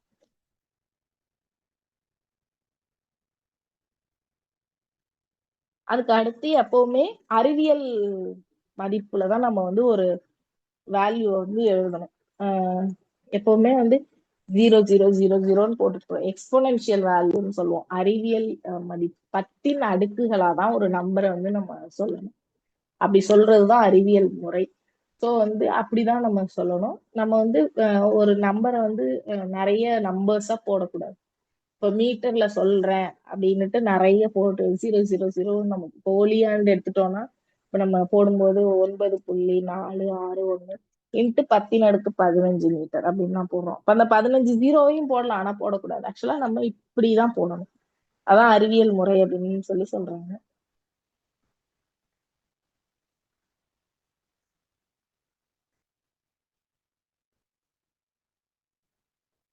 அதுக்கு அடுத்தது இதெல்லாம் முக்கியமான கொஸ்டின்ஸ் இருக்கு. அந்த இது பொறுத்துக கேட்டிருக்காங்க. இதே மாதிரி பொறுத்துக நமக்கு கேட்கப்படலாம். கூற்று காரணம் எல்லாம் இல்ல, பார்த்துக்கோங்க. அதுக்கு அடுத்தது நம்ம 9th போயிடலாம். 9th என்ன இதேதான் கொடுத்திருக்காங்க. ஒரு இயற்பியல் அளவீடு செய்யறதுக்கு 3 விஷயம் வேணும்னு கொடுத்திருக்காங்க. ஒண்ணு கருவி, இன்ஸ்ட்ருமெண்ட், மெஷரிங் அந்த டூல். அடுத்தது எண் மதிப்பு, இன்னொன்னு அலகு. இது 3 இருந்தா மட்டும்தான் நம்மளால ஒரு அளவீடை வந்து செய்ய முடியும். இயற்பியல் அளவுகள் அப்படிங்கிறது வந்து நம்ம ஏற்கனவே சொன்ன மாதிரி அடிப்படை அளவுகள், எதெல்லாம் அளக்க முடியுமோ அதெல்லாம் வந்து இயற்பியல் அளவுகள் அப்படின்னு நம்ம சொல்றோம். இதுல அடிப்படை அளவுகள், வழி அளவுகள்னு இருக்கு. இதுல கொஞ்சம் ஒரு டேபிள் காலம் கொடுத்துருக்காங்க. வழி அளவுகள் வந்து நம்ம ஏற்கனவே 7th and 8th பார்த்ததுதான். இதுல வந்து கூடுதலா என்ன கொடுத்திருக்காங்கன்னா வேகம், திசை வேகம், உந்தம், முடுக்கம், விசை, அழுத்தம், ஆற்றல், பரப்பு விசை, இது பத்தி எல்லாம் கொடுத்திருக்காங்க. இப்ப வந்து மெஷர்மெண்ட்ல இதோட அடுத்த லேர்னிங் கண்டினியூம் வந்து 10th இருக்கா அப்படின்னா 10th வந்து இல்ல, விசைக்கு போயிடுறாங்க. அடுத்தது இயக்க விதிகளுக்கு போயிடுவாங்க. ஆனா இந்த மெஷர்மெண்ட்ன்றது வந்து 9th இங்க கட் ஆஃப் ஆகுது. இப்ப திசை வேகம்ங்கிறது இடப்பெயர்ச்சி பை காலம். அடுத்து வந்து இங்க என்னென்ன கொடுத்துருக்காங்கன்னா வேகம். வேகம் அப்படிங்கிறது ஓரளவுக்கு நேரத்தில் பொருள் அடைந்த தொலைவு, பொருள் கடந்த தொலைவு, அதுதான் என்னன்னா வேகம் அப்படின்னு சொல்லியிருக்காங்க. திசை வேகம் அப்படிங்கிறது ஓரளவு நேரத்தில் பொருளின் அடைந்த இடப்பெயர்ச்சி. நான் ஏற்கனவே சொல்லியிருக்கேன், இடப்பெயர்ச்சினா என்ன, தொலைவுனா என்ன. இரு புள்ளிகளுக்கு இடைப்பட்ட நீளம் அப்படிங்கிறது தொலைவு.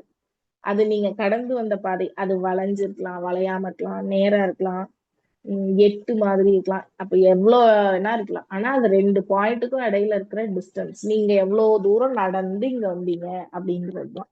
இதே டிஸ்பிளேஸ்மெண்ட் அப்படிங்கிறது அந்த ரெண்டு புள்ளிகளுக்கும் இடைப்பட்ட நேர்கோட்டு தொலைவு, அப்படி இல்லைன்னா குறைந்தபட்ச தொலைவு. இதுதான் என்ன சொல்றாங்கன்னா இடப்பெயர்ச்சி அப்படின்னு சொல்றாங்க.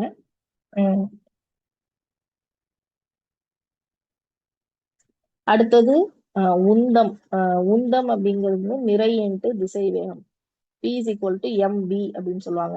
Mass into velocity.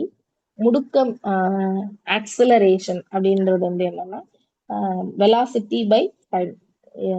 அடுத்தது முடுக்கம்னா திசைவேக மாறுபாடு பை காலம், அதான் என்னன்னா முடுக்கம். அடுத்தது விசை. விசைங்கிறது MA, F is equal to MAன்னு சொல்லுவோம். மாஸ் இன்ட்டு ஆக்சிலரேஷன், நிறை இன்ட்டு முடுக்கம். அழுத்தம் அப்படின்றது வந்து ஃபோர்ஸ் பை ஏரியா, விசை பை பரப்பளவு, அழுத்தம் அப்படிங்கிறது. இந்த அழுத்தம் பத்தி இந்த பாய்மங்கள் லெசன்ல நல்லா கொடுத்துருக்காங்க. அடுத்த கிளாஸ்ல உங்களுக்கு சொல்லித்தரேன். அதுக்கு அடுத்தது ஆற்றல் அப்படிங்கிறது விசை இன்ட்டு தொலைவு, வேலை. அதாவது ஆற்றல் அப்படின்றது நம்ம செய்த வேலையினுடைய அளவு அப்படின்னு சொல்லி சொல்றாங்க. இப்ப விசைனா ஃபோர்ஸ் இன்ட்டு டிஸ்டன்ஸ். அடுத்தது பரப்பு இழுவிசை, அது வந்து விசை பை நீளம், ஃபோர்ஸ் பை லென்த் அப்படின்னு சொல்றாங்க. இதுக்கான அலகுகள் வந்து இங்க கொடுத்துருக்காங்க. நான் ஏற்கனவே சொன்ன மாதிரி இங்க வந்து கூடுதலா என்னன்னா, இப்ப விசைன்னு ஒண்ணு கொடுத்துருக்காங்க இல்லையா, இந்த விசை அப்படிங்கிறது வந்து mass into acceleration, kilogram meter power -3 தான் ஆக்சுவலா அதோட யூனிட். ஆனா அதுக்கே ஒட்டுமொத்தமா ஒரு யூனிட் வச்சிருக்காங்க, நியூட்டன் அப்படின்னு சொல்றாங்க. கிலோகிராம் மீட்டர் பவர் -3 ரீப்ளேஸ் பண்ற ஒரு யூனிட் தான் என்னன்னா நியூட்டன் அப்படிங்கிறது. அப்ப நம்ம வந்து விசைங்கிற இடத்துல நியூட்டன் அப்படின்றத சப்ஸ்டியூட் பண்ணாவே போதுமானது. அதுக்கு அடுத்தது இங்க நம்ம ஏற்கனவே 7th பார்த்த 2 விஷயங்கள் இருக்கு. ஒண்ணு வானியல் அலகு, இன்னொன்னு விண்ணியல் ஆரம். இப்ப இந்த வானியல் அலகுங்கிறது அங்க வந்து என்ன கொடுத்தாங்க, சராசரி தொலைவுன்னு கொடுத்திருந்தாங்க. இங்க என்ன கொடுத்திருக்காங்க அப்படின்னா சூரியனுடைய மையத்திற்கும் பூமியினுடைய மையத்திற்கும் இடைப்பட்ட தொலைவு அப்படின்னு சொல்லி கொடுத்திருக்காங்க. இதுவும் நம்ம அங்க படிச்சதும் வேல்யூ ஒண்ணுதான், பட் டெஃபினிஷன் மட்டும்தான் மாத்தி கொடுத்திருக்காங்க. கிட்டத்தட்ட ரெண்டுமே ஒண்ணுதான், அதுவும் கரெக்ட் தான், இதுவும் கரெக்ட் தான். அடுத்தது ஒளியாண்டு. ஒளி வந்து லைட் இயர் அப்படின்னா என்னன்னா ஆஸ்ட்ரோனாமிக்கல் யூனிட்னு சொல்லுவாங்க. வானியல் அலகு அப்படிங்கிறது ஒளியாண்டுன்னு லைட் இயர்னு சொல்லுவோம். ஒரு லைட் இயர் அப்படின்றது வந்து ஒளி வந்து வேக்கம், வெற்றிடத்துல ஒரு வருஷம் எவ்வளவு தூரத்துக்கு போகுதோ அதுதான் என்ன அப்படின்னா ஒரு ஒளியாண்டு அப்படின்னு நம்ம சொல்றோம். அதனுடைய மதிப்பு இங்க கொடுத்துருக்காங்க. 9.46 × 10⁻15 மீட்டர்னு கொடுத்துருக்காங்க. அடுத்தது விண்ணியல் ஆரம், பார்சாக் அப்படிங்கிறது வந்து சூரிய குடும்பத்தில இருந்து, அப்ப இந்த சோலார் சிஸ்டம்ல இருந்து மற்ற வானியல் பொருட்கள் இருக்கும்ல, ஆஸ்ட்ரோனாமிக்கல் பாடிஸ்ன்னு சொல்லுவாங்க, அதை வந்து அதுக்கு இடையில இருக்கிற தூரத்தை அளவிடுறதுக்கு வந்து இந்த விண்ணியல் ஆரம் அப்படிங்கிறது பயன்படுது அப்படின்னு சொல்லியிருக்காங்க. ஒரு விண்ணியல் ஆரம் அப்படிங்கிறது 3.26 லைட் இயர், 3.26 ஒளி ஆண்டுகள் வந்து ஒரு விண்ணியல் ஆரத்திற்கு சமம் அப்படின்னு சொல்லிட்டாங்க. இது எதுக்கு பயன்படுதுன்னா சூரிய குடும்பத்துக்கு உள்ளார இல்லாம சூரிய குடும்பத்திலிருந்து வேற ஒரு வானியல் பொருள் வந்து எவ்வளவு தூரத்துல இருக்கு அப்படிங்கறத அளக்கிறதுக்கு பயன்படுறதுதான் என்னன்னா இந்த விண்ணியல் ஆரம் அப்படிங்கிறது. இது வந்து நம்ம ஏற்கனவே கொடுத்திருக்காங்க. இதுவும் மிக அருகில இருக்கக்கூடிய நட்சத்திரம் அப்படின்னு இல்லாம ஆல்பா சென்டாரி. இது வந்து சூரியன்ல இருந்து 1.34 விண்ணியல் ஆர தொலைவுல இருக்கு. இது வந்து இரவுல நம்ம கண்ணிற்கு தெரியும் அப்படின்னு சொல்லியிருக்காங்க. சாதாரணமா நட்சத்திரங்கள் வந்து சூரியன்ல இருந்து 500 விண்ணியல் ஆர தொலைவிற்குள் உள்ளன அப்படின்னு சொல்லியிருக்காங்க. அடுத்து நான் ஏற்கனவே சொன்ன மாதிரி நிறை, நீளம் இதெல்லாம் வந்து அங்க என்ன சொல்லியிருந்தாங்களோ அதுதான் இங்கேயும் சொல்லியிருக்காங்க. இங்க என்ன சொல்லியிருக்காங்கன்னா கூடுதலா அந்த டன், மெட்ரிக் டன் அதை பத்தி சொல்லியிருக்காங்க. ஒரு குவிண்டால்னா எவ்வளோ, ஒரு மெட்ரிக் டன்னுனா எவ்வளோன்னு சொல்லியிருக்காங்க. இது வந்து ஒரு குவிண்டால் அப்படிங்கிறது 100 கிலோகிராம், ஒரு மெட்ரிக் டன் அப்படிங்கிறது வந்து 1000 கிலோகிராம். அப்ப இதுலயே கன்வர்ஷன் கொஸ்டின்ஸ் கேட்கறதுக்கான வாய்ப்புகள் இருக்கு. அதுக்கு அடுத்தது அணு நிறை அலகு. இந்த அணு நிறை அலகுங்கிறது எதுக்கு பயன்படுதுன்னா, ஒரு அணுவை விட சிறிய துகள்களினுடைய நிறைய கணக்கிடுறதுக்கு வந்து இந்த அணு நிறை அலகு வந்து பயன்படுது. இத வந்து புரோட்டான், எலக்ட்ரான், நியூட்ரான் போன்ற அணுவினுடைய சப்பாட்டாமிக் பார்ட்டிகிள்ஸ்ன்னு சொல்லுவோம் அதை. துணை துகள்கள் அப்படின்னு சொல்லுவோம். அணுவினுடைய துணை துகள்கள் இதெல்லாம் சேர்ந்த ஒரு அணுவையே உருவாக்குது. அதனுடைய அலகை வந்து நிறைய வந்து கணக்கிடுறதுக்கு வந்து இந்த அணு நிறை அலகு AMU அப்படின்றது பயன்படுது. இப்ப வந்து இந்த யூனிஃபைடு மாஸ் அப்படின்னு சொல்றாங்க, UM அப்படின்னு சொல்றாங்க. முன்னாடிதான் இதை AMU அட்டாமிக் மாஸ் யூனிட் அப்படின்னு சொன்னாங்க. இப்ப இதை வந்து யூனிஃபைடு மாஸ் அப்படின்னு சொல்லி சொல்றாங்க. இந்த அணுநிறை அலகு அப்படிங்கிறது கார்பன் 12ஓட நிறையில ஒரு துகளின் நிறையில 1/12 மடங்கு. அதான் நான் ஏற்கனவே சொன்னேன் இல்லையா, இதுக்கு ஏன் கார்பனை ரேஷியோ வச்சிருக்காங்கன்னா, இதுல 6 கார்பன் 6 நியூட்ரான், 6 எலக்ட்ரான், 6 புரோட்டான் இருக்கிறதுனால அது 3தோட அந்த ரேஷியோ வந்து கரெக்டா வருங்கிறதுனால கார்பனை வந்து ஸ்கேலா வந்து நமக்கு இதுல வச்சிருக்காங்க. அதுக்கு அடுத்தது வெப்பநிலை. இது எல்லாமே நம்ம ஆல்ரெடி சொன்னதுதான். இதுல கூடுதலா என்ன சொல்லியிருக்காங்க அப்படின்னா, அந்த தனிச்சுழி வெப்பநிலை அப்படிங்கிறது என்னன்னா நீரின் முப்புள்ளி அப்படின்னு சொல்லியிருக்காங்க. நீரின் முப்புள்ளின்றது என்னன்னா, அது நீர் வந்து 3 நிலைகள்லயும் இருக்கும். நீராவியா இருக்கும், திரவ நிலையில இருக்கும், அடுத்த உறைந்த நிலையிலையும் இருக்கும். இந்த 3 நிலையும் இருக்கக்கூடிய புள்ளியை தான் என்ன சொல்றாங்கன்னா நீரின் முப்புள்ளி. சமநிலையில இருக்கக்கூடிய புள்ளி தான் நீரின் முப்புள்ளி அப்படின்னு சொல்றாங்க. அதுல வந்து 1/273.16 அப்படிங்கிற பின்ன மதிப்பு தான் என்ன அப்படின்னா தனிச்சுழி வெப்பநிலை அப்படின்னு சொல்லி சொல்றாங்க. அது வந்து 0 கெல்வினுக்கு ஈக்குவலா இருக்கும் அப்படின்னு சொல்றாங்க.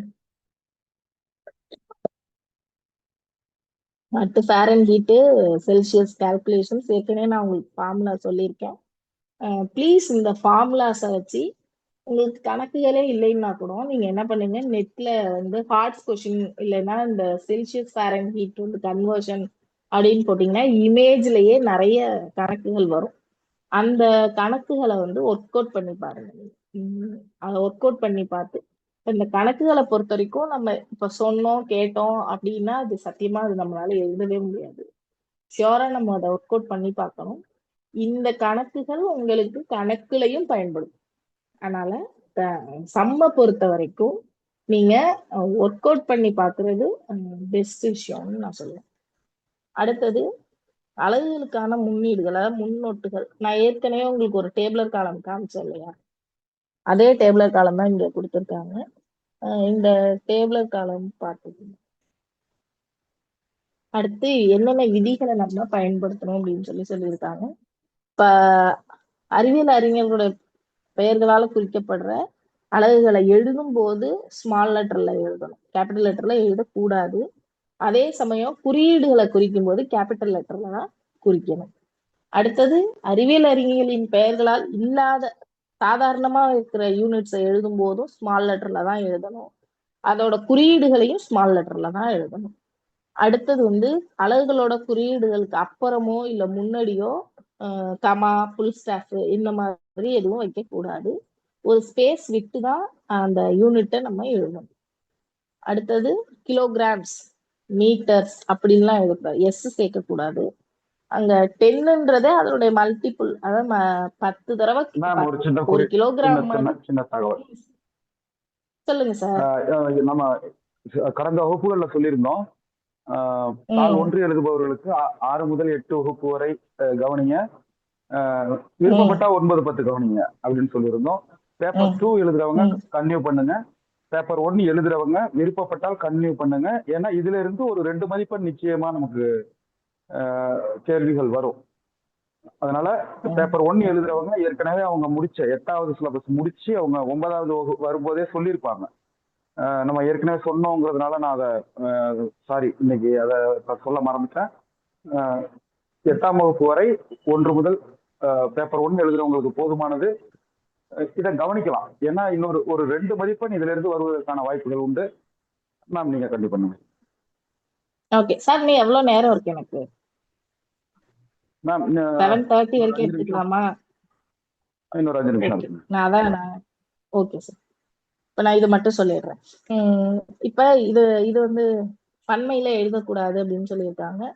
அடுத்தது கெல்வின்ல தான் நம்ம வந்து குறிக்கணும். டிகிரின்றது போடக்கூடாது கெல்வின் எழுதும்போது. செல்சியஸ்க்கும் ஃபாரன்ஹீட்டுக்கும் மட்டும்தான் டிகிரி போடணும். கெல்வின் எழுதும்போது டிகிரி கெல்வின் அப்படின்னு எழுதக்கூடாது, வெறும் கேபிட்டல் கே தான். அதுக்கு அடுத்தது ஒரு வகுத்தல் குறியீடு வரும்போது சரிவு கோட்டை பயன்படுத்தலாம். அதே மாதிரி சரிவு கோட்டை ஒண்ணுக்கும் மேற்பட்ட இதுல வந்து பயன்படுத்தக்கூடாது. இப்ப ஜூல், கெல்வின், மோல் அப்படின்னா 2 தடவை பயன்படுத்தக்கூடாது. அதுக்கு பதிலா -1ன்றதை தான் நம்ம அங்க மைனஸ் அளவுகளை தான் நம்ம அங்க பயன்படுத்திக்கணும் அப்படின்னு சொல்லியிருக்காங்க. எண் மதிப்புக்கும் அலகுக்கும், அதாவது யூனிட்டுக்கும் மேக்னிடியூடுக்கும் இடையில என்ன போடணும்னா ஒரு கேப் விட்டு தான் நம்ம வந்து யூனிட்டை எழுதணும். 10 கிலோகிராம் அப்படின்னா 10 ஸ்பேஸ் கேஜி அப்படின்னு எழுதணும். 10க்கு பக்கத்தாப்புலயே கேஜின்றத எழுதக்கூடாது அப்படின்னு சொல்லியிருக்காங்க. நம்ம வந்து எஸ்ஐ யூனிட்னால அங்கீகரிக்கப்பட்ட யூனிட்ஸை மட்டும்தான் பயன்படுத்தணும். இப்ப ஃபுட், அடி, அப்ப அந்த நம்ம ஏற்கனவே சொன்னோம் இல்லையா எஃபிஎஸ் அலகு முறை, அதுல இருக்கிற அளவுகளையோ இல்ல நம்ம ஊர்கள்ல வட்டாரங்கள்ல பயன்படுத்தக்கூடிய அளவுகளையோ அங்க பயன்படுத்தக்கூடாது அப்படின்னு சொல்லியிருக்கோம். அடுத்து அறிவியல் முறைப்படி மட்டும்தான் எழுதணும். இதை வந்து நம்ம சாதாரண நம்பர்ஸ்ல நியூமரிக்கலா எழுதக்கூடாது. இப்போ வந்து பாதரசத்தினுடைய அடர்த்தி வந்து 13,600 கிலோகிராம் மீட்டர்/-3னாலும் அது அப்படி எழுதக்கூடாது. 1.36 இன்ட்டு 10⁴ அப்படிதான் நம்ம குறிப்பிடணும் அப்படின்னு சொல்லியிருக்காங்க. அடுத்தது வெர்னியர் அளவுகோல் இது வந்து ஒரு பொருளினுடைய அடர்த்தியை கண்டுபிடிக்கிறதுக்கு, இது வந்து பருமனை கண்டுபிடிக்கிறதுக்கு பயன்படக்கூடிய ஒரு கருவி. இதுல வந்து எண்ணிலக்க கருவியும் இருக்கு, சாதாரண கருவியும் இருக்கு. வெர்னியர் அளவுகோல்ல ஒரு 2 தாடைகள் இருக்கும், மேல் தாடை கீழ் தாடை. மேல 2 தாடைகள், கீழே 2 தாடைகள் இருக்கும். கீழே இருக்கிற 2 தாடைகள் வந்து பொருளினுடைய பருமனை கண்டுபிடிக்க பயன்படுது. இதுல இன்னொன்னு இருக்கும், டெப்த் ப்ரோப் அப்படின்னு சொல்லுவாங்க, நீள ஆழம் கண்டுபிடிக்கிறது. ஆழத்தையும் இதை வச்சு நம்ம கண்டுபிடிக்க முடியும். அதுக்கு அடுத்தது ஒரு மேல இருக்கிற தாடை நிலையான தாடை, சாரி, முதல் தாடைகள் வந்து நிலையான தாடைகள். இது மற்ற ரெண்டும் வந்து நகரும் வகையில அமைக்கப்பட்டிருக்கு. இந்த இதுல இருக்கிறது முதன்மை அளவுகோல், நகரக்கூடியது வந்து வெர்னியர் அளவுகோல். அதுல அளவுகள் குறிக்கப்பட்டிருக்கும்.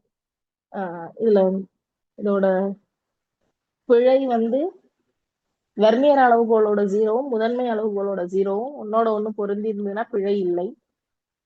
இல்ல வெர்னியர் அளவுகளோட 0வுக்கு முன்னாடி முதன்மை அளவுகளோட 0 இருக்கு அப்படின்னா அது நேர்பிழை. எப்பவுமே பிழை நேரா இருந்தா திருத்தம் வந்து எதிரா இருக்கணும். அப்ப பிளஸ்ன்னா இதுல நம்ம கழிக்கணும் அப்படின்னு அர்த்தம்.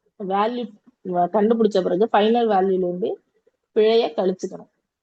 அடுத்து எப்பவுமே 0 கவுண்டால அதை பெருக்கிக்கும், அதாவது மீச்சிற்றளவால அதை பெருக்கிக்கும், அது உங்களுக்கு தெரியும். அதுக்கான டேபிளர் காலம் இதுல இந்த புக்லயே கடைசியில இருக்கு. அடுத்தது திருகலவி கொடுத்துருக்காங்க, இதுவும் பருமனை கண்டுபிடிக்கிறதுக்கான ஒரு அளவீடு தான். இதோட மீச்சிற்றளவு என்ன அப்படின்னு கேட்கறதுக்கான வாய்ப்பு இருக்கு. திருகலவியின் மீச்சிற்றளவு 0.1 மில்லிமீட்டர், அது 0.1 சென்டிமீட்டர் அப்படின்னு. அதுக்கு அடுத்து நிறைய எதுல எல்லாம் அளவிடலாம், நிறை எடைக்கான வித்தியாசங்கள் எல்லாமே கேட்டிருக்காங்க. நிறைய அளவிடத்துக்கு நிறைய கருவிகள் இருக்கு. எடைக்கு வந்து வில் தராசு இருக்கு. இப்ப நிறைக்கும் எடைக்கும் என்ன வேறுபாடுனா, நான் ஏற்கனவே சொல்லியிருக்கேன், இது ஒரு ஸ்கேலார் அளவு, அது வந்து ஒரு வெக்டர் அளவு. இதனுடைய எஸ்ஐ அலகு கிலோகிராம், அதனுடைய எஸ்ஐ அலகு வந்து நியூட்டன் அப்படின்னு சொல்றோம். அடுத்து இது இடத்திற்கு இடம் மாறாது, அது இடத்திற்கு இடம் மாறும்.